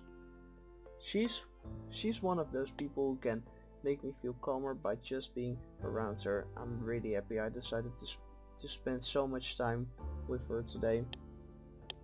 As I'm about to leave, Kate puts her hands on my shoulder. Do you feel better now? I nod. Thanks for listening, Kate. It helped a lot. Good. She stands by her door for a minute. Kate looks like she wants to say something. I'm about to ask when she moves forward and gently puts her arm around my shoulders, putting me in for a quick hug. After a moment I tentatively hug her back and she shakes constantly before putting away. Sorry, you really look like you could use one. Hugs always make me feel better when I'm stressed. And it did make me feel better. Like some of Kate's natural warm energy rubbed off on me. I smiled back at her. Me too. But for the record, you never have to apologize for hugging me. Kate laughed softly. I'll remember that. I'll see you tomorrow. Yeah, good night, Kate. Thanks to Kate, I go back to my room with a grin on my face. First day! I didn't sleep that well this night, but it was mostly due to excitement. Today's the photo shoot with Kate's kids at the hospital. I managed to get up early and make it to the bus stop, on time to meet my partner. Kate's in good spirits the whole ride over. Her smile's contagious, making me feel light and happy the whole way over. As soon as we get inside, Kate has a quick word with the receptionist, then returns to my side. The kids are waiting. Oh nee, dat was slecht. The kids are waiting. The kids are just finishing up their breakfast. So we have a little bit of time to wait. We can sit down over here. She gestures to the waiting area and we both take a seat. I take my camera out of my bag and look over it to make sure it's ready for action. I already loaded it up with the film I bought yesterday before we left, but I'm trying to distract myself while we wait. Kate is all smiles beside me, her hands folded in her lap as she looks at the elevator. You excited to see your kids? Kate looks at me and nods, beaming. I am. The receptionist said they're really excited to see us. Nothing eventful really happens around here, as you can imagine. I nudge her arm playfully. They're probably more excited to see you than me. Kate giggles. Don't worry, they'll warm up to you if you let them. She looks at me meaningfully. You're a very lovable person, Max. Her praise catches me off guard, and I feel a sudden warmness in my face. There she goes again, being way too sweet. If you say so. I'm not sure if I believe it myself, but anyone should be the authority on lovable people. If anyone should be the authority on lovable people, it's Kate Marsh. You're an awesome person, Max. I mean, look at what you did for me yesterday. Letting me tag along with you and your errands when you didn't have to. And even buying me a gift while you were at it. Kate's still tripping on that. I'm glad I wasn't the only one who had a lot of fun on our outing yesterday. I thought I was doing Kate a favor, inviting her out for a couple of hours since she had been so lonely over the past week. But I ended up enjoying myself a lot more than I had planned. I couldn't stop thinking about all the smiling and laughing Kate had done yesterday. How happy and carefree she was. It felt like a blessing, as Kate would say. Being around her while she was happiest made me feel great too. Honestly, I never wanted the day to end. Just me and Kate walking around the mostly vacant world's boardwalk. The sound of the ocean, the only soundtrack to our conversation. It was such a relaxing break from life. If anything, I should be the one thanking Kate. It's what friends do, kids. Don't sweat it. She gives me a wide grin, the morning light streaming in from the white hospital window, giving her whole face a warm glow. And you are one of the most precious friends I have. My face feels warm, but I can't turn away from Kate. Same goes to you. Kate looks down, suddenly shy, and continues talking in that sweet, soft voice of hers. Yesterday was the most fun I've had in a long time. It really meant so much to me, Max.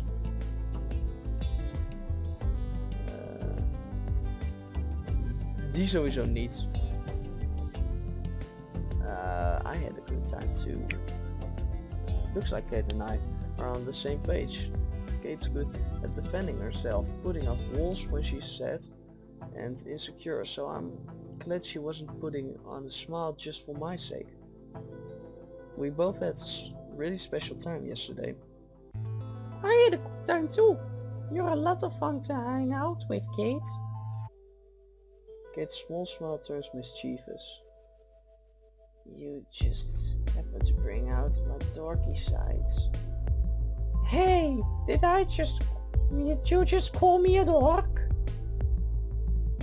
Kate giggles at my obviously forced offended face. No, I was actually referring to myself. But if you have something to confess, I'll swear to secrecy. No one has to know that the smooth and aloof photographer Max Caulfield is secretly a dork. We can both barely keep our smiles contained. First of all, there is nothing that needs confessing. Secondly, I'm only letting you get away with that implication because you made me sound cooler than I actually am. Kate laughs again, shaking her head. No exaggeration. I'm always honest with you, Max. I beam with pride at her words. Kate's sincerity is one thing that about her I've never doubted. After another minute passes, the receptionist gives us a thumbs up as Kate rises to her feet, gesturing towards the elevator. They're ready for us now. I give my camera one more look over before putting it back into my bag. Take it to my feet as well. Let's not keep them waiting then. Kate seems pleased by my enthusiasm, practically skipping over to the elevator. It's weird, but I'm really excited to see those sick kids too. I remember my stomach twisting up in knots when I came here for the first time, thanks to my bad experiences with hospitals. I told myself then that I would do it for Kate, since she seemed so determined that this was a special place. And she had been right, of course. Watching her make those kids smile was so cute that I could just stay in the moment and forget everything else. I feel the same today. I haven't felt any less than relaxed since I stepped through the door. Something I never imagined I could do. What changed? The answer is obvious. She's standing by the elevator. When I'm with Kate, I feel like I can make it through anything. Her tough inner strength rubbing off on me. She's an awesome partner to have for this contest. Even if we don't win, at least we'll have a photo to remember the great week we had working together. Time to go up there and take the shots. We step out of the elevator to the children's wing. No need to worry about lighting or scenery here. The fun, friendly colors really make the whole area stand out.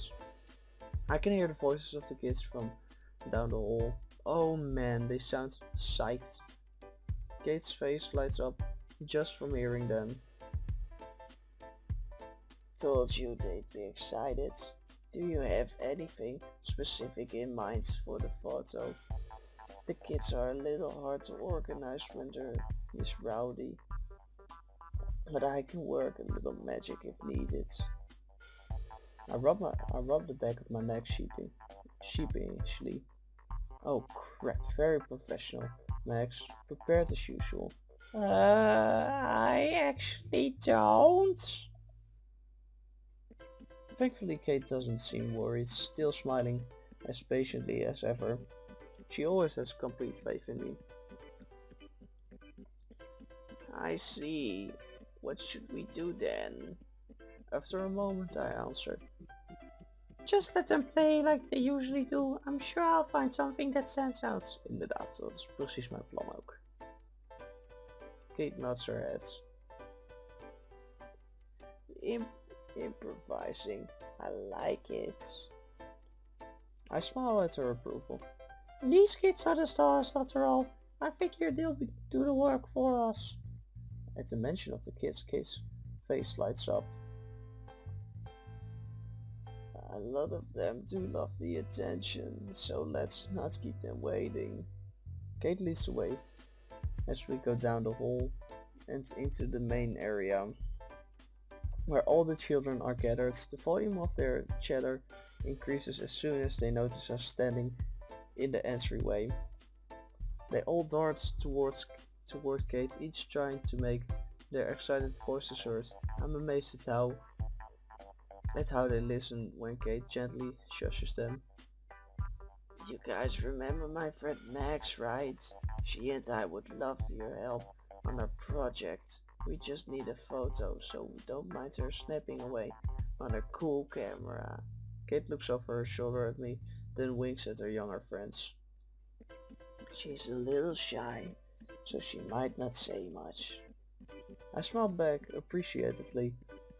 She must have noticed me hanging back again. Not sure how to interact with the kids yet. All you have to do is be yourselves and we'll take care of the rest. Think you can do that? The children all nod enthusiastically, hanging on to her every word. After a few more minutes of the kids talking to Kate, they disperse to pick up toys and coloring books. Kate and I watched them together for a while, and I take a few pictures just for fun. The kids are in their own little worlds. Even with the distractions of the colorful room, Kate's still like a magnet to them. Even the ones who look shy don't hesitate to come and greet her, talking in soft voices while she listens with wide interested eyes. Kate's always like that, making time for you, making you feel special. No wonder the kids love her so much. The sound of the door to the children's wing being opened makes us look over. A nurse stands at the entrance with a small girl holding a stuffed rabbit close to her. She has a ball of cotton taped on her arm, like she just got blood drawn. That would explain why she looks so sad, poor little thing. Kate doesn't hesitate to get to her feet, meeting the girl at the door. She sinks down to her knees and the little girl immediately embraces her. It's the sweetest thing I've seen all day. The girl is instantly soothed when Kate begins talking to her. It feels like such a special moment. It gives me an idea. I walk over to them and put a hand on Kate's shoulder to get her attention.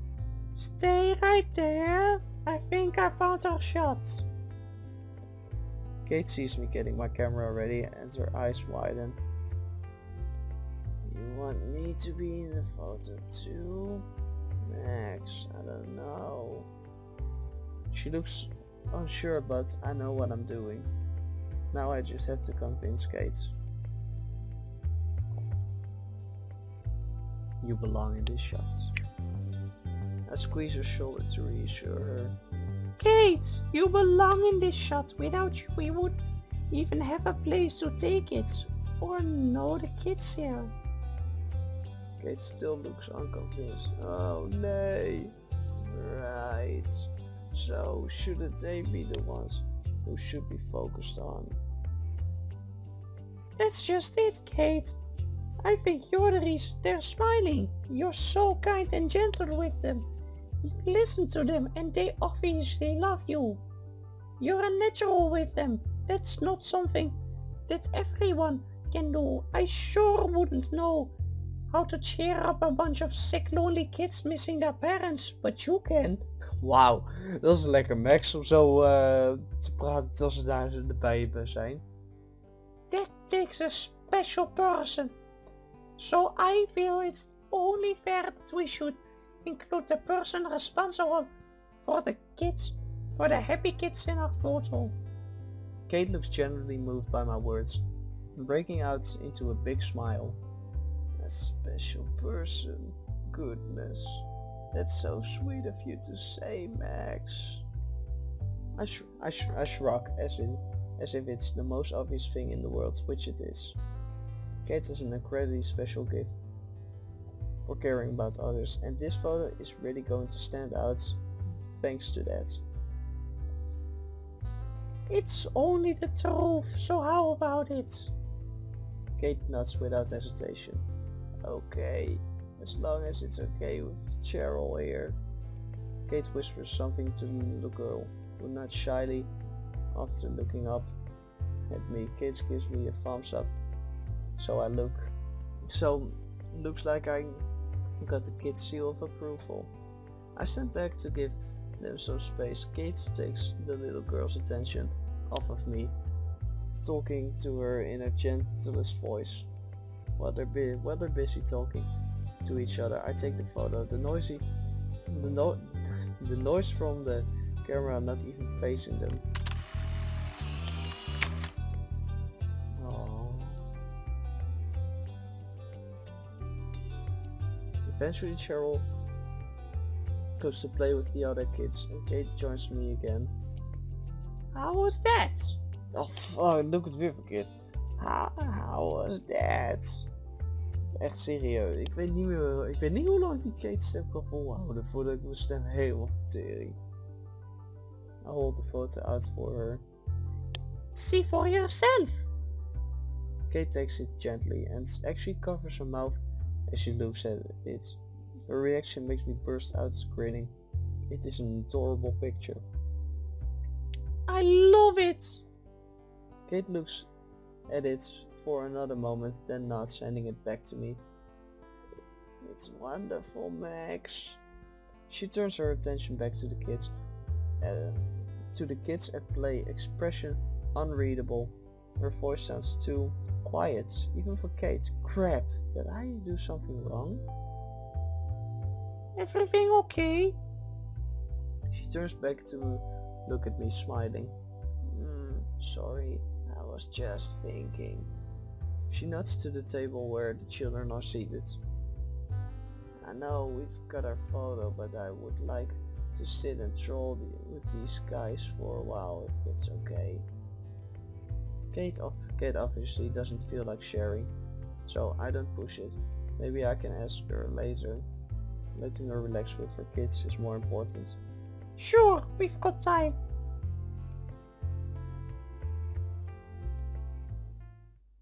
Well, that's one for the books. I can't wait to see what everyone thinks of the photo Kate and I took. Personally, I'm really proud of it. No matter who Max Dog decides the winners are, I think Kate feels the same way. At least I hope she does. She got so quiet all of a sudden after she saw the photo. Kinda strange when she looked so happy as I took the picture. What if she didn't actually want to be in the photo? I did spring it on her last minute. I just went with my gut feeling that Kate was what we were missing in our photo. People aren't props, Max. You can't just order them around to get the perfect shot or whatever. Ugh! Alright, hold up, Max. Stop freaking out. Kate's always honest with me, so I have to trust her when she said that she approved the photo. But then why did she look so sad? I flopped down on my bed and groaned. I'd love to go talk to her, make sure she's okay, but what if? I can hear Chloe's voice in the back of my head, telling me to stop second guessing myself. If she were here, she'd be kicking my ass for just hiding in my room and moping. Why should I be nervous to talk to Kate anyway? We never have a hard time understanding each other. I can talk to her about anything. I feel stupid for even stressing over it. I practically jump to my feet and walk over to my door. I'll just stop by her room. and see if she's around. Shit, should I text her first? The thought pops into my head as one of my hands is turning the door handle, the other one going straight for my phone. I swipe the screen and to unlock it. Shit, that hurts. My head knocks right into something, sending me stumbling backwards and almost onto my ass. How did I run into the door? A soft groan beside me answers my question. It wasn't the door I ran into. Oh.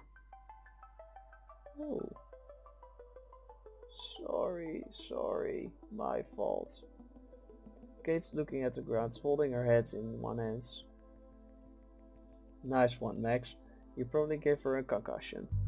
I shake my head, trying to focus despite the dull throbbing in my brain. I put my hand on Kate's back to steady her. Totally not your fault. Are you hurt? You need me to... Kate managed to smile ruefully, holding up one hand. I'm fine.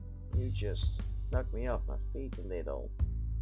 I can't believe she's joking with me right after I just barreled into it. I am so sorry I'm such a klutz. Kate shakes her head gently.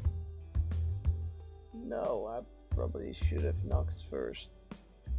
And I should have been looking where I was going instead of texting.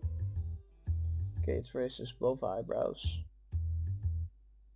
Texting while walking? I hope you don't text and drive, Max. She says it with a smile, but I can hear the underlying concern in her voice. Never! I promise. I don't even have my license. No Mad Max on the roads just yet. That makes Kate laugh a little. Well, that makes me feel better. After a beat, she looks down at her shoes. Sorry for getting in your way. We can talk later.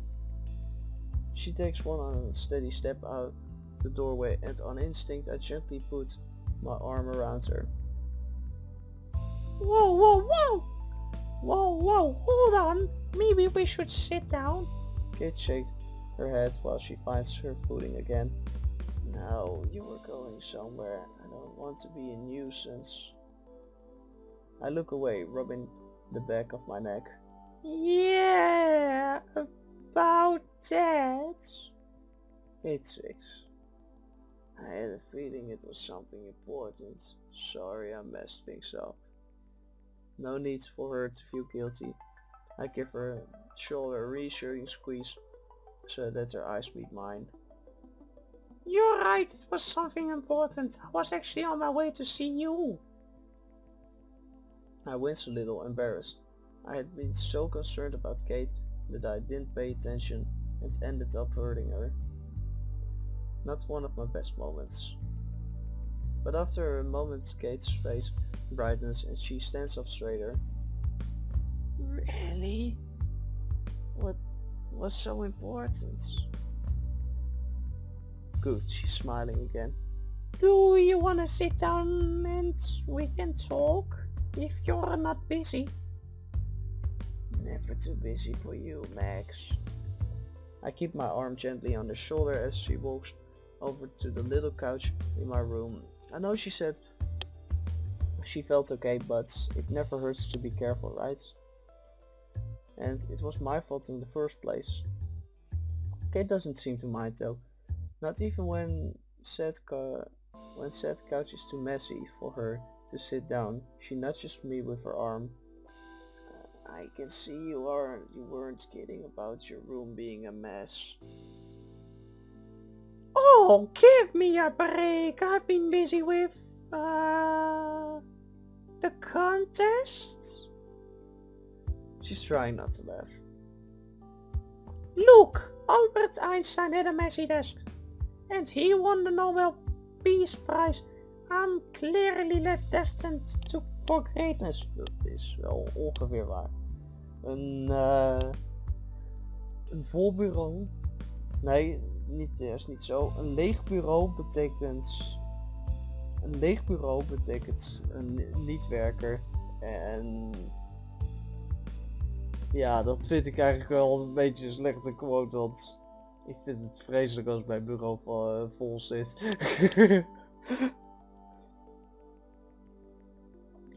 Kate's smile gets bigger. Well, I knew that already. I turn my attention to the couch so that I can shove some of my clutter to one side and also to hide the huge blush on my face. I change the subject. You're, sure you don't need a nurse or? I'm fine, Max, really. You really are a guardian angel. There she goes, calling me an angel again. I get the same feeling of warmth in my chest that I did yesterday. I sit cross-legged on the floor beside the couch, looking up at Kate in disbelief. You're sure you want to go on record with that? After I just viciously headbutted you? She rolls her eyes, pushing my shoulder playfully. Yeah, so stop trying to get out of it. I can't help but to laugh a little. Okay, I'm not. I just don't want to let you down. I'm not perfect, you know. She looks surprised at me. Nobody's perfect, I know that. Why would I expect you to be? I shrug. Kate has a lot of faith in me and it's been nice having her around me so much. I just don't want to mess it up. I don't see myself as the most reliable person, I guess. I can be lazy and I have trouble making good grades sometimes. And I'm clumsy as hell, as I just demonstrated. Kate just listens, not saying anything. When she's sure I'm finished speaking, she leans forward and gives me a kind smile. Max, that's not exactly what I mean when I call you an angel. Oh? It's not?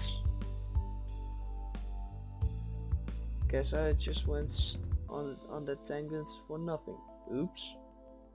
She shakes her head.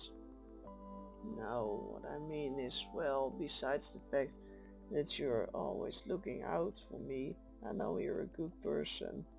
You have a good heart and you used it to help others.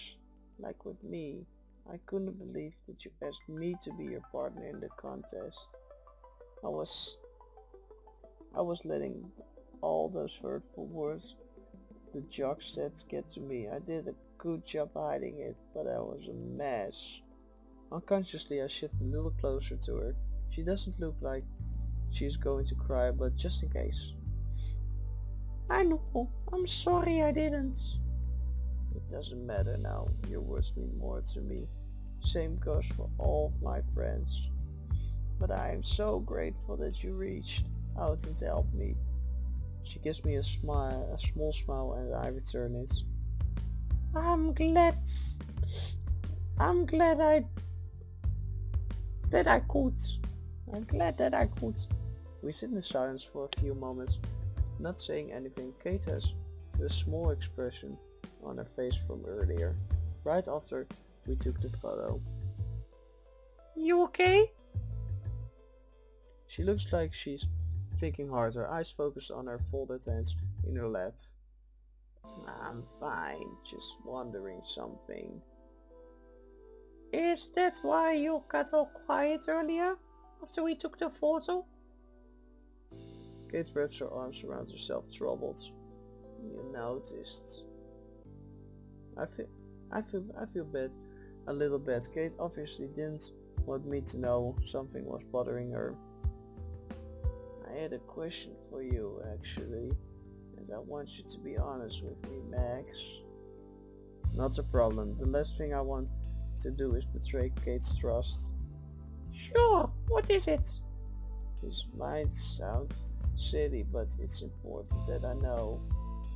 I know it was a last minute idea, but why exactly did you ask me to be in the photo?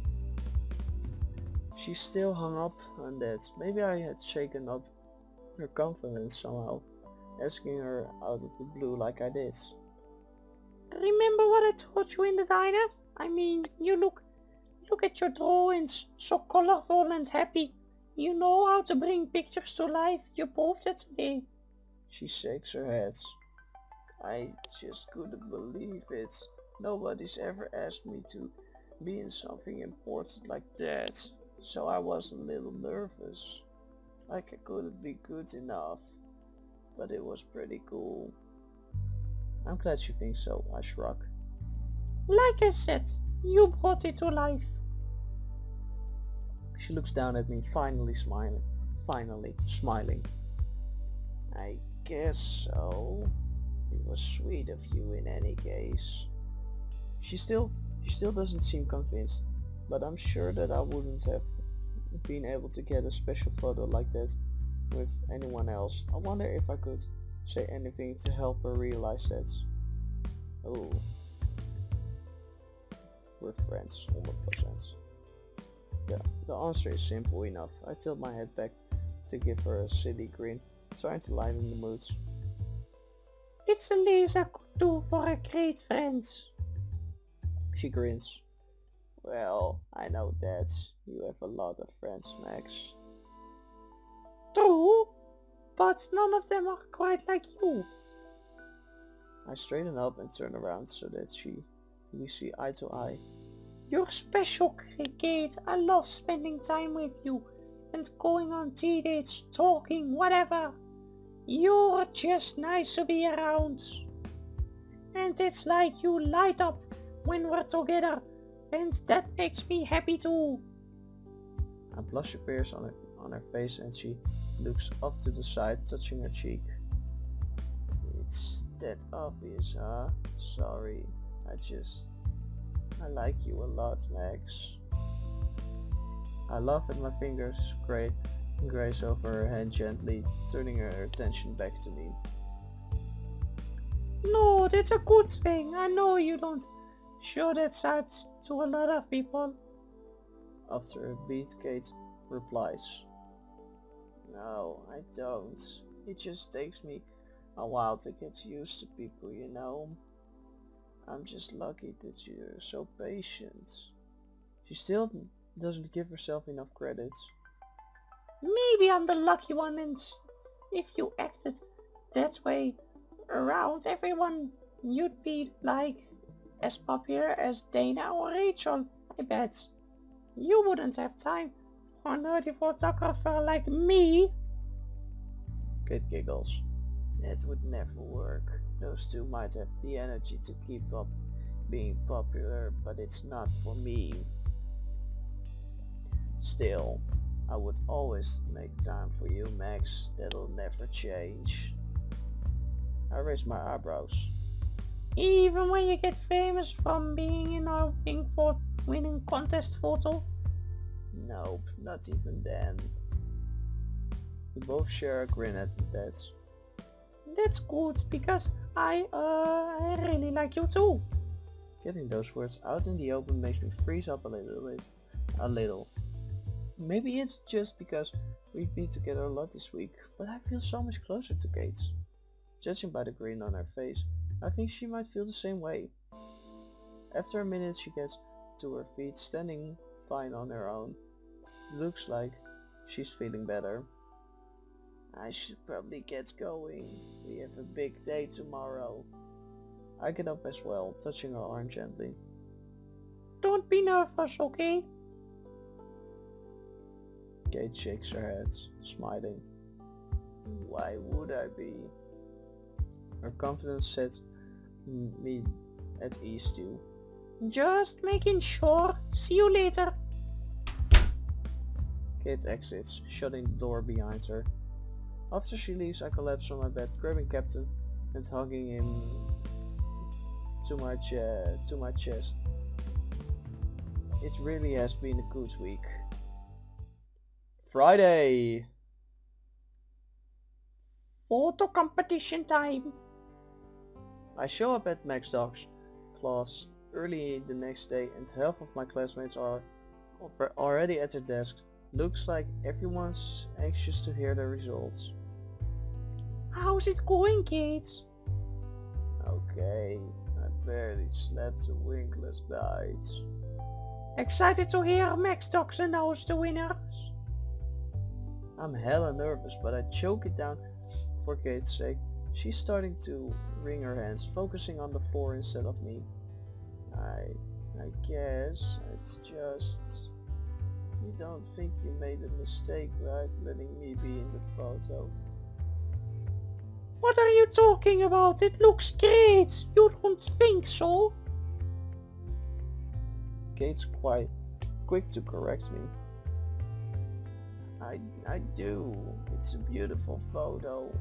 I've just been thinking, I know I'm not the most popular person in Blackwell right now, and I never have the best luck. No one wants to come to my Bible study. And then I get rumors spread about me. What if I jinx this too?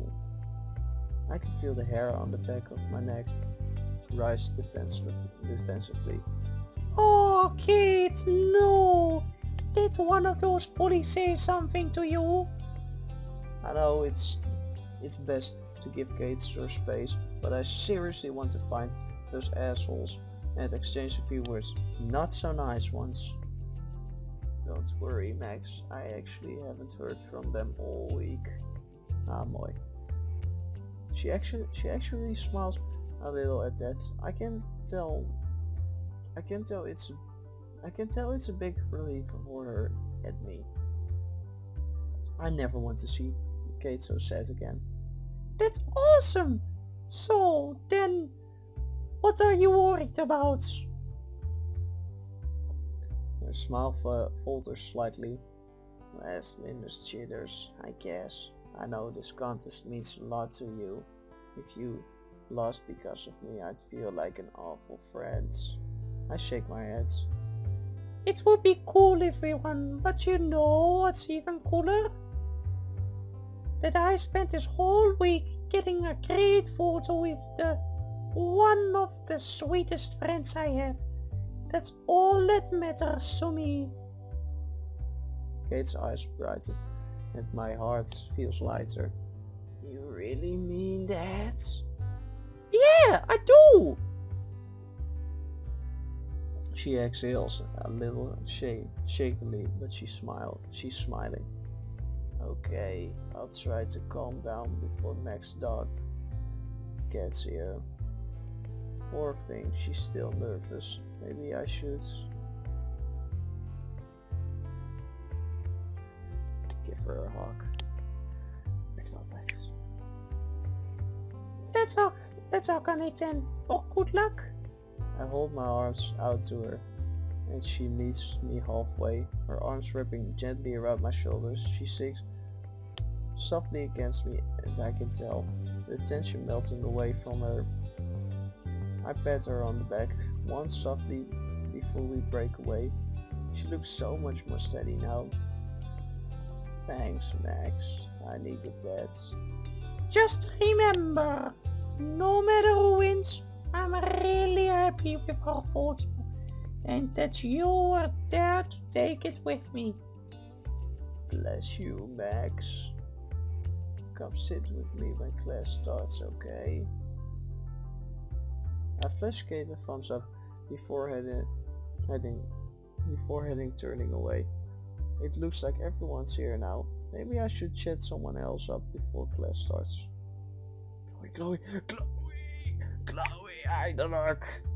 Oh my god. Yo, Max, what's up, dog? Ready to glory bask? Glory boss. Hey, Chloe. And, I hope so. Yo, that's the spirit, and if you're hopeful, Kate must be stoked. Well, we both liked the photo, I think. I think she liked it. Dude, I'm sure she liked it. You took it, and Kate, totally loves you, yo. Although she has seen kind of gloom and doom lately, yo. Yeah, she has some stuff going on. Don't we all? So which of the four horsemen paid her a visit then?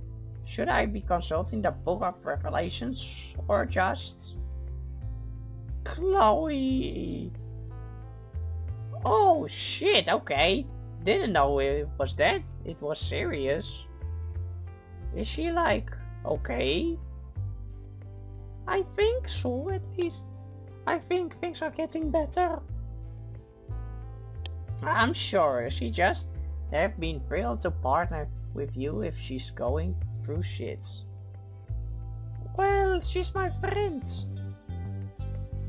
I know. Though if she keeps giving you that moody look from across class, I don't know for how much longer. Moody look? Max, you're seriously so dense. That's alright though. Anyway, can't wait to see you clean up today. Rachel and I called dibs after Kate on celebrating your grossly talented self this weekend, alright? You're putting way too much faith in me. No chance. Besides, the three of us need to hang out anyway. I've been meaning to tell you guys something. Something? You're just going to have to wait and see, right? I'll tell you after you win. Good luck. Thanks, Chloe. Talk to you later. Victoria! Ik heb nog niet zeggen Victoria gezegd. Well, if it isn't Caulfield and her Bible pusher, I'm hardly surprised you two lash onto each other. Sure with Vicky. Can we not do this today? Excuse me? Did you just tell me to shut up? I could try saying it again, if that's what you want. Seriously, I'm really not in the mood for your games. And Kate's been a great partner for your information. I couldn't have asked for someone better. Holy shit, am I actually hearing this right? Did the hipster finally grow a pair? Victoria! Fine, chill. Despite what it looks like, I didn't come here only to insult you. Or Kate. Give me a little more credit, for Christ's sake. That's kind of hard to believe when the first word out of your mouth are, you know. Old habits die hard, Max. Let live and let live. But don't think I haven't noticed how buddy you two are. Not that you weren't before. I'd call it disgusting, but you two are actually somewhat pleasant to watch. What the fuck? Oh, Victoria! Why didn't you say so? Huh? Anyways, I came to wish you luck. You need it since I'm participating after all. Wait, really? Well, thanks. I think I'm going to do fine. Especially with the help I got this week. Gross. But I guess that means you're actually putting in effort for once. Hey! I mean it. I'm actually looking forward to the results.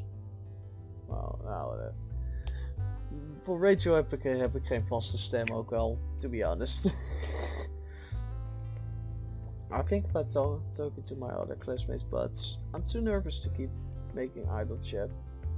I'm just going to sit and wait for class to start and hope the butterflies go away. Alright, I know you're all excited, but I need to have you all seen it. Have I got everyone's photos? Everyone's eyes are on Mac's dog as they shuffle through the photos spread out on their desk. I'm really impressed by the amount of students that have entered this year. About half of every class has put an entry in. And now with these I can finally start deliberations. Lucky for you all. That means that you can use this period to study.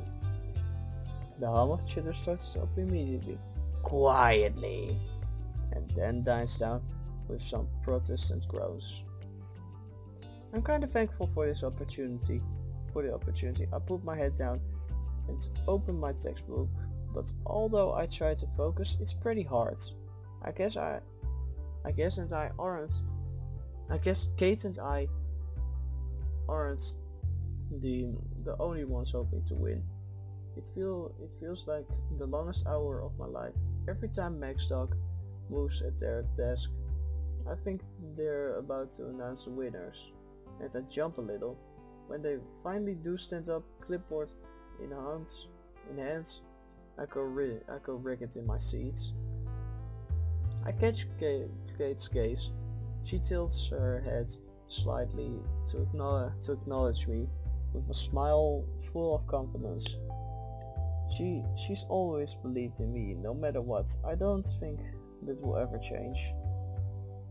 Goodness, this was so difficult. I know that the deadline was short and that a lot of you devoted much of your free time this week to your entry. I truly wish that I could award more than one winner.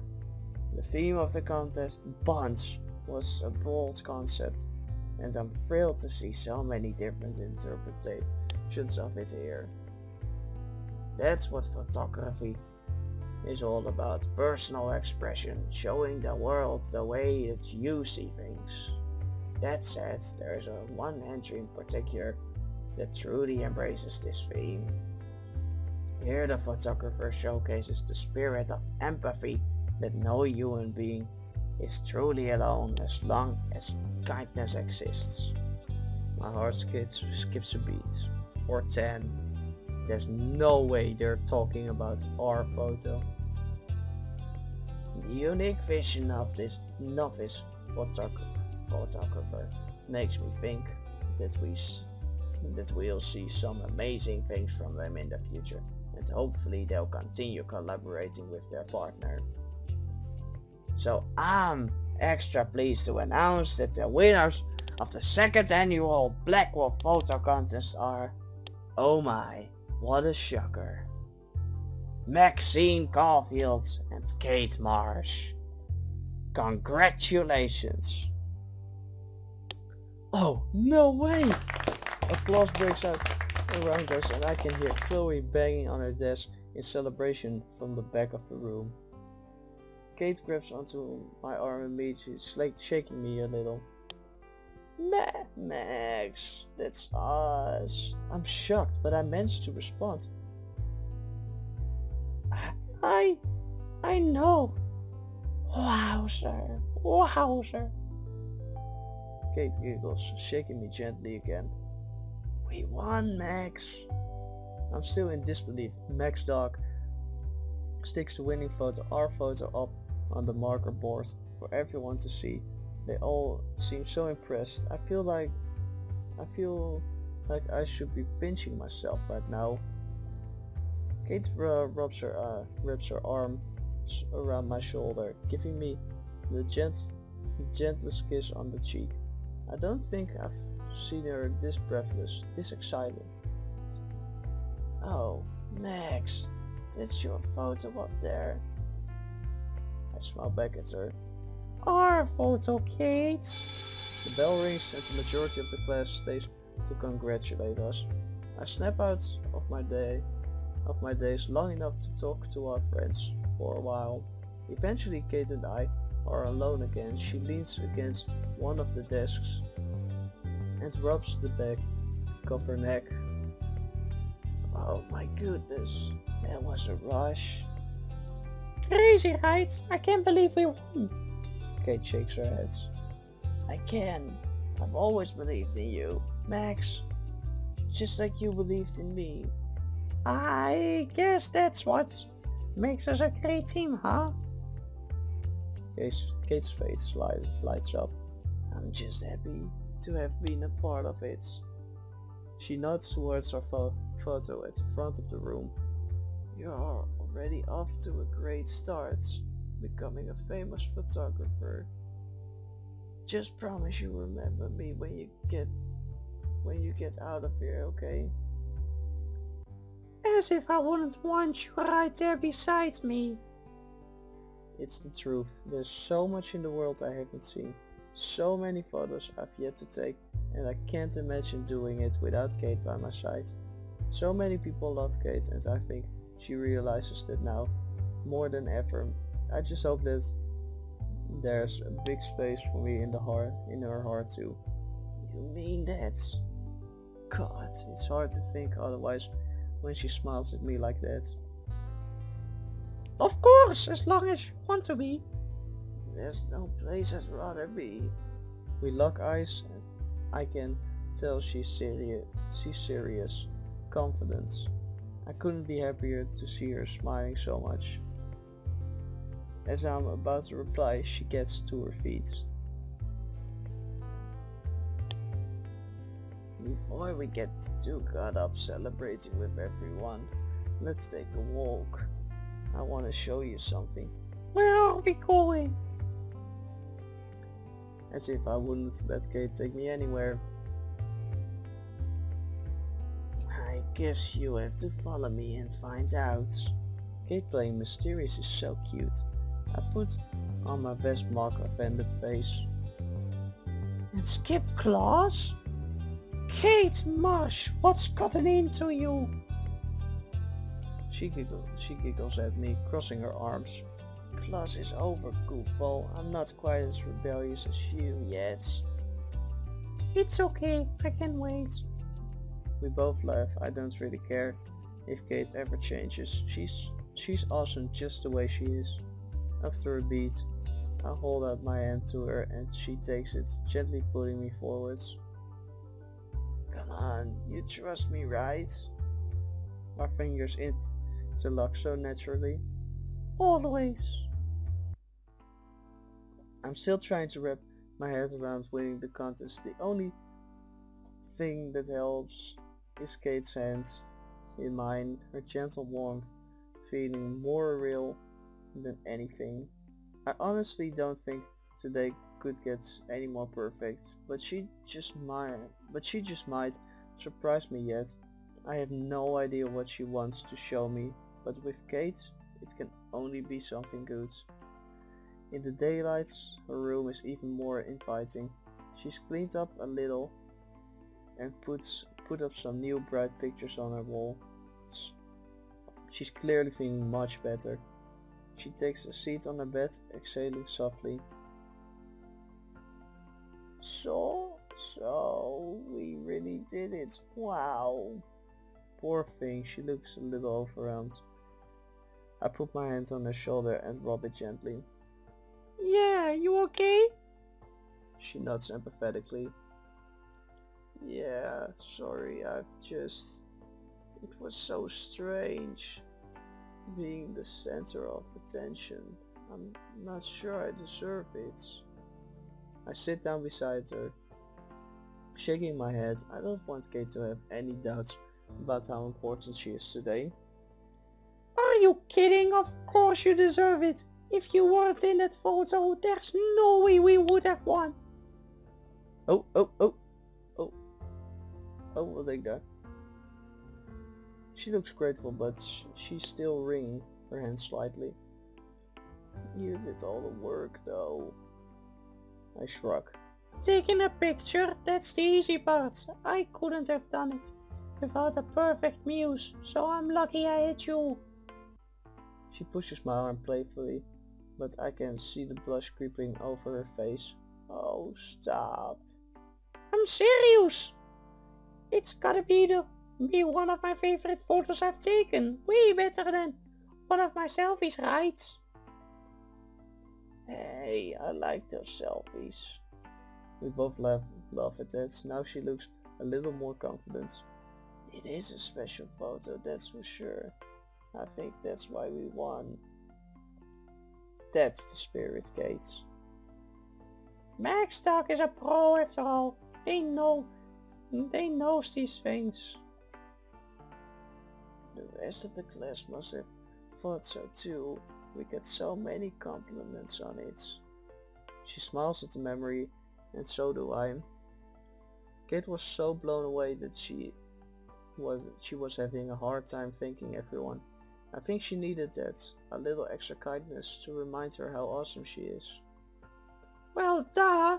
I think everyone liked it, even Victoria. And you know how hard she is to impress.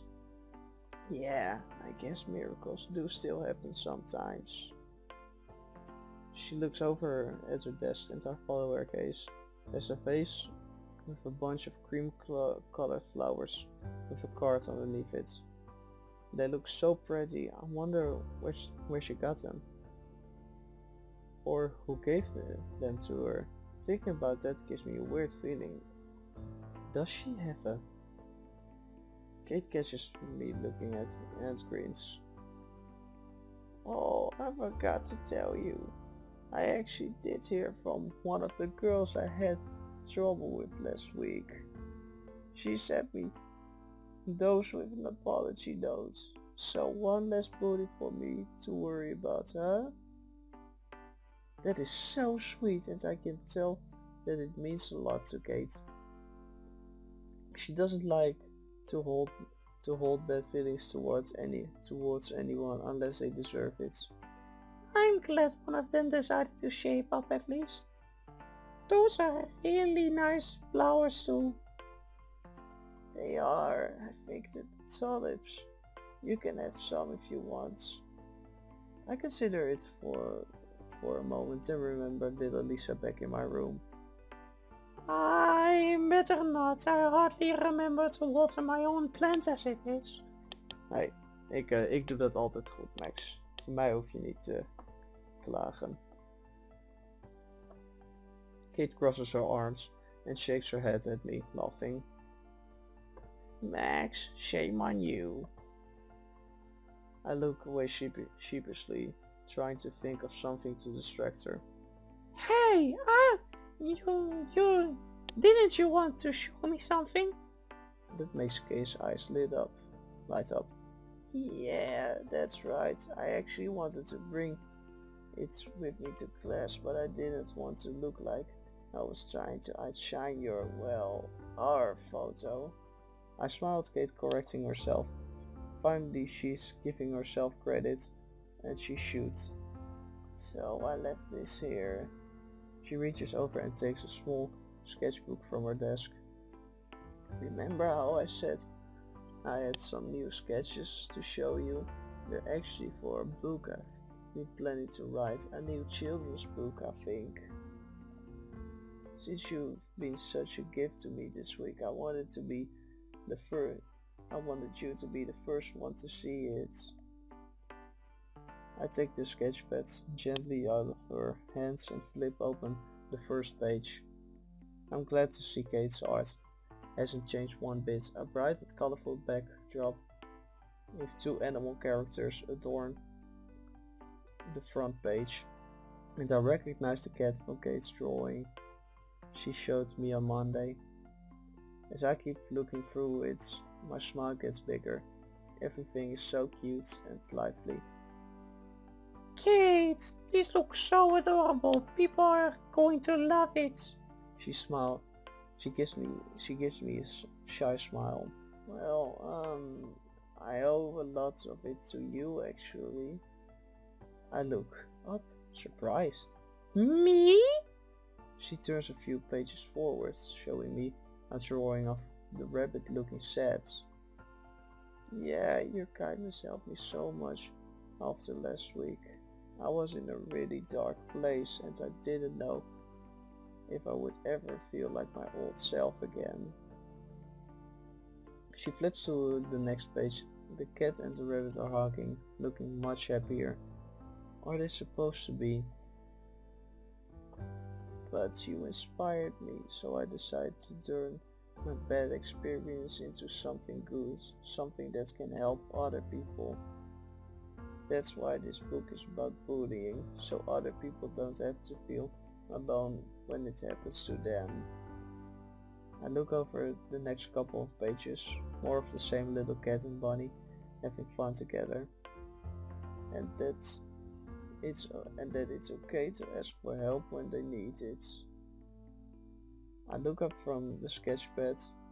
Kate truly does look the happiest I've seen her in a while, and she even has some incredible drawings to show for it. I'm glad I could help, but I definitely can't take all the credit for that. You found the strength inside yourself, Kate, and that's amazing. You're amazing. Kate just beams at that. Hopefully it's getting easier for her to believe.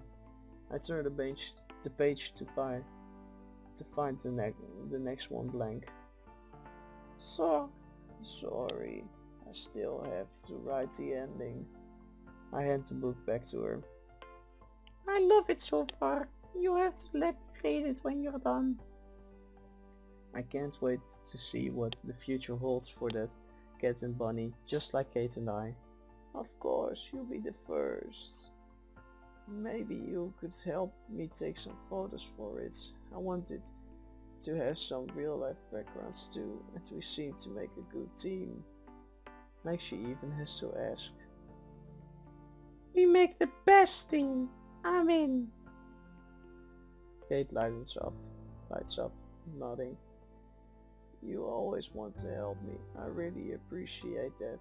I love it about you. You know, you're such a good friend. The L word makes my heart skip a beat for a second. Max, you okay? She must have noticed I shake my head, not wanting to worry her. Max, you know you can tell me anything, right? She's right. I trust her. Kate's always honest with me, so it's important that I'm honest with her now. I do know. And you know something? I have her full attention. I do love helping my friends, but you're different, Kate. She looks at me uncertainly. Yeah. I nod, smiling. Yeah, you're so kind and sweet, and you're always building me up when I need it. You always want to see the best people. Give the most that you can, even when you don't feel great yourself. I'm so lucky to know you. Kate's face is getting incredibly pink, and she cuts me off before I can go on. Okay, hold on. I freeze, scared for a split second that I embarrassed her. The smile on her face relieves me. Where's all this coming from? I shrug, smiling. I'm trying to play it cool even though my heart is beating way too fast. I don't know.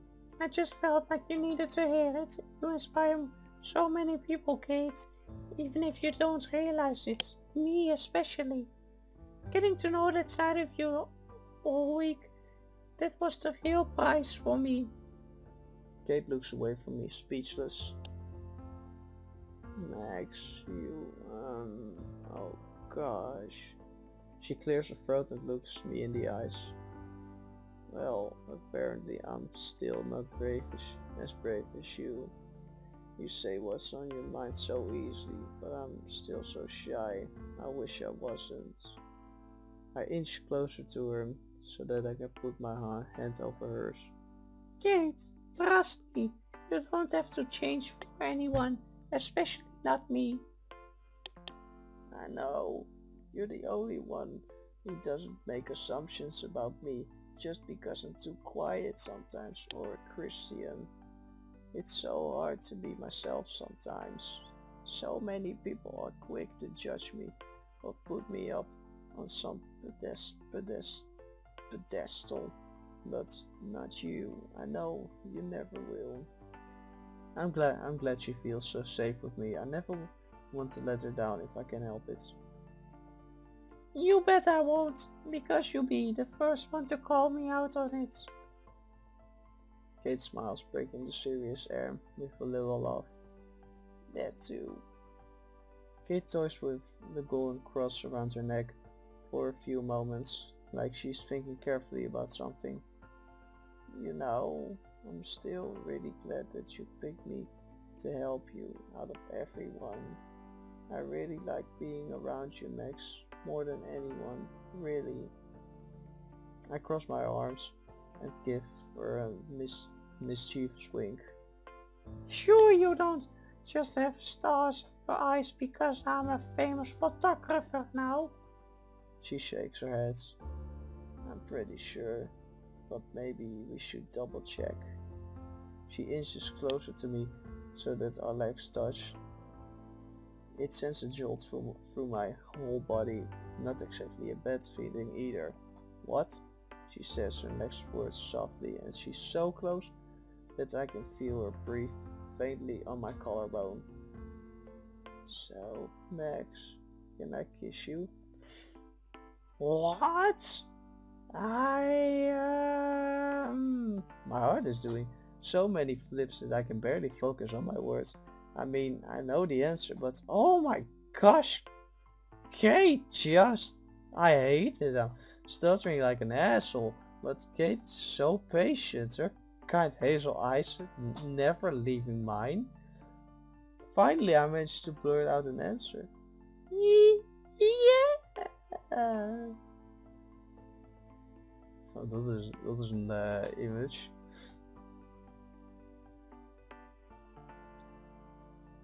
We both grin like a couple of dorks, and I can't stop myself from leaning in her. Her lips on mine feel soft and warm, just like Kate has always been. After a moment she sighs gently. She sounds so happy because of me. I feel one of her hands on my cheek, pulling me in closer, and then both my hands are on her face, like we're on the same wavelength. I can feel her gentle hum of approval through her cheeks, making my heart do somersaults in my chest. I open my eyes just in time to see hers flutter open. Her face looks even more precious up close. Okay, yeah, definitely sure. I try to think of something clever to say, but Say, feeling daring, I kiss her right on the tip of her nose, making her giggle. I guess this makes me more than a good friend.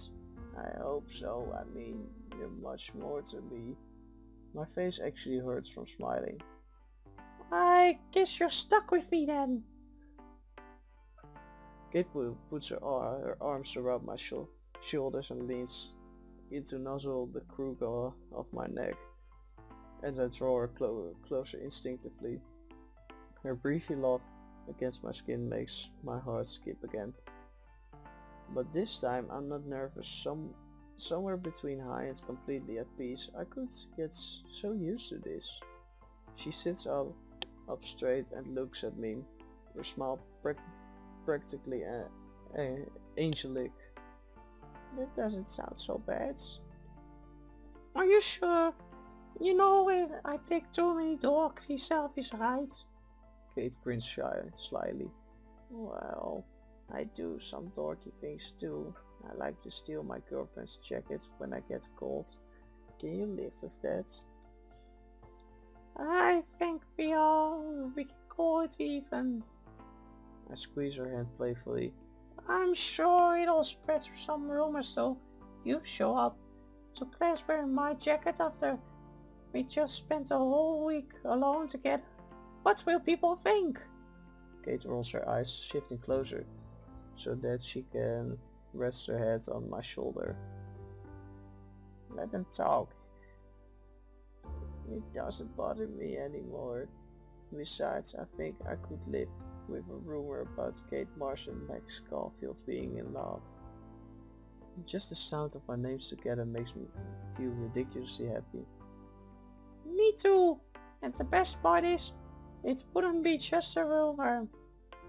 Kate tilts her head upward to look at me, reaching out to touch my cheek, as her big grin spreads across her face. This time, Kate pulls me in for a kiss. Hallelujah.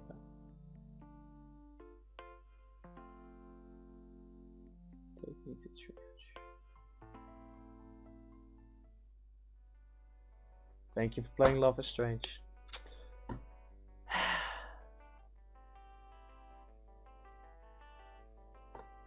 Oh. Wauw, dit.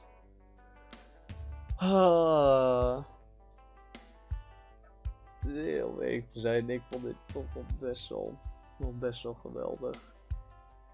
Ondanks dat,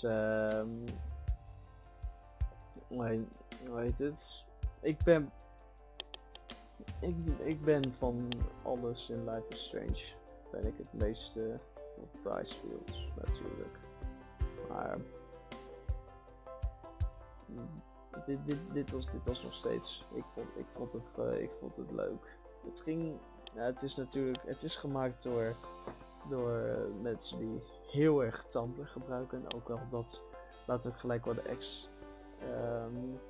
het overdrijven van dat je moet uiteindelijk je moet hoe heet het? Nou, niet moet, maar er is volgens mij geen andere keuze. Nou, dat zal misschien wel ook zijn. Dat je uiteindelijk toch eindigt met whoever je bent. En dat is dan iets wat minder, ook dat helaas zijn helaas je komt niet veel van de andere characters tegen als je eenmaal iemand kiest. En dat vind ik wel jammer. Klik er iets in. Oh, dit is het dan al. Eens kijken, de gallery. Oh, backgrounds. Kate's room. Next. Eens kijken, hier nog iets. Oh, dat is dat. Nou, dat zijn gewoon alle backgrounds. Kijk. Maar als je inderdaad zo denkt van, dit is gemaakt door een, wauw, door fans. Het is ongelooflijk, hoeveel? Bonus. Wat? Max Lisa and I have decided to elope. To come looking for us. Oh, lekker Rachel. Wel. Hier heeft het waarschijnlijk dus niets meer niet zoveel maakt het meer uit. Maar ja. Natuurlijk, het biedt niet die echte game. Ik weet niet hoe erg mijn stem morgen gaat zijn. Maar het was volgens mij toch wel gewoon 3 uur achter elkaar of zoiets dat ik heb zitten praten of zo. Dus dat is best wel wat. Nou ja. Love every second of it. En misschien, als ik weer eens een keertje tijd over heb, zal ik eens een andere route proberen. En een andere route, kunnen we het dan iets meer specifiek zeggen. Natuurlijk, Chloe. Wat anders. Nou, oké, dat is het dan. Dat is het dan voor deze mooie fanmate. Ik heb geen tijd meer om iets anders te doen, maar it was worth it. I liked it. En ja, dus volgende week zou ik dus weer verder gaan met Pokémon. En nou ja, voor nu is dat dus. Is Snodix627 and I will see you next time. It doesn't matter what happens to me. I have to save Chloe. Maar als eerst, save deze Kate. Love. Hi, Kate. Oh, hey, Max. Kate, listen to me. I am. Good Always observation. remember that you're not alone. I've got your back no matter what happens. So do a lot of other people. We all care. We're all here for you. You need to know that. Max, that makes me feel so blessed for the first time this week. I don't know what to say. That's okay. Neither do I. Maybe we could both use a hug. That makes 3 of us. Thanks. You always know the right thing to do.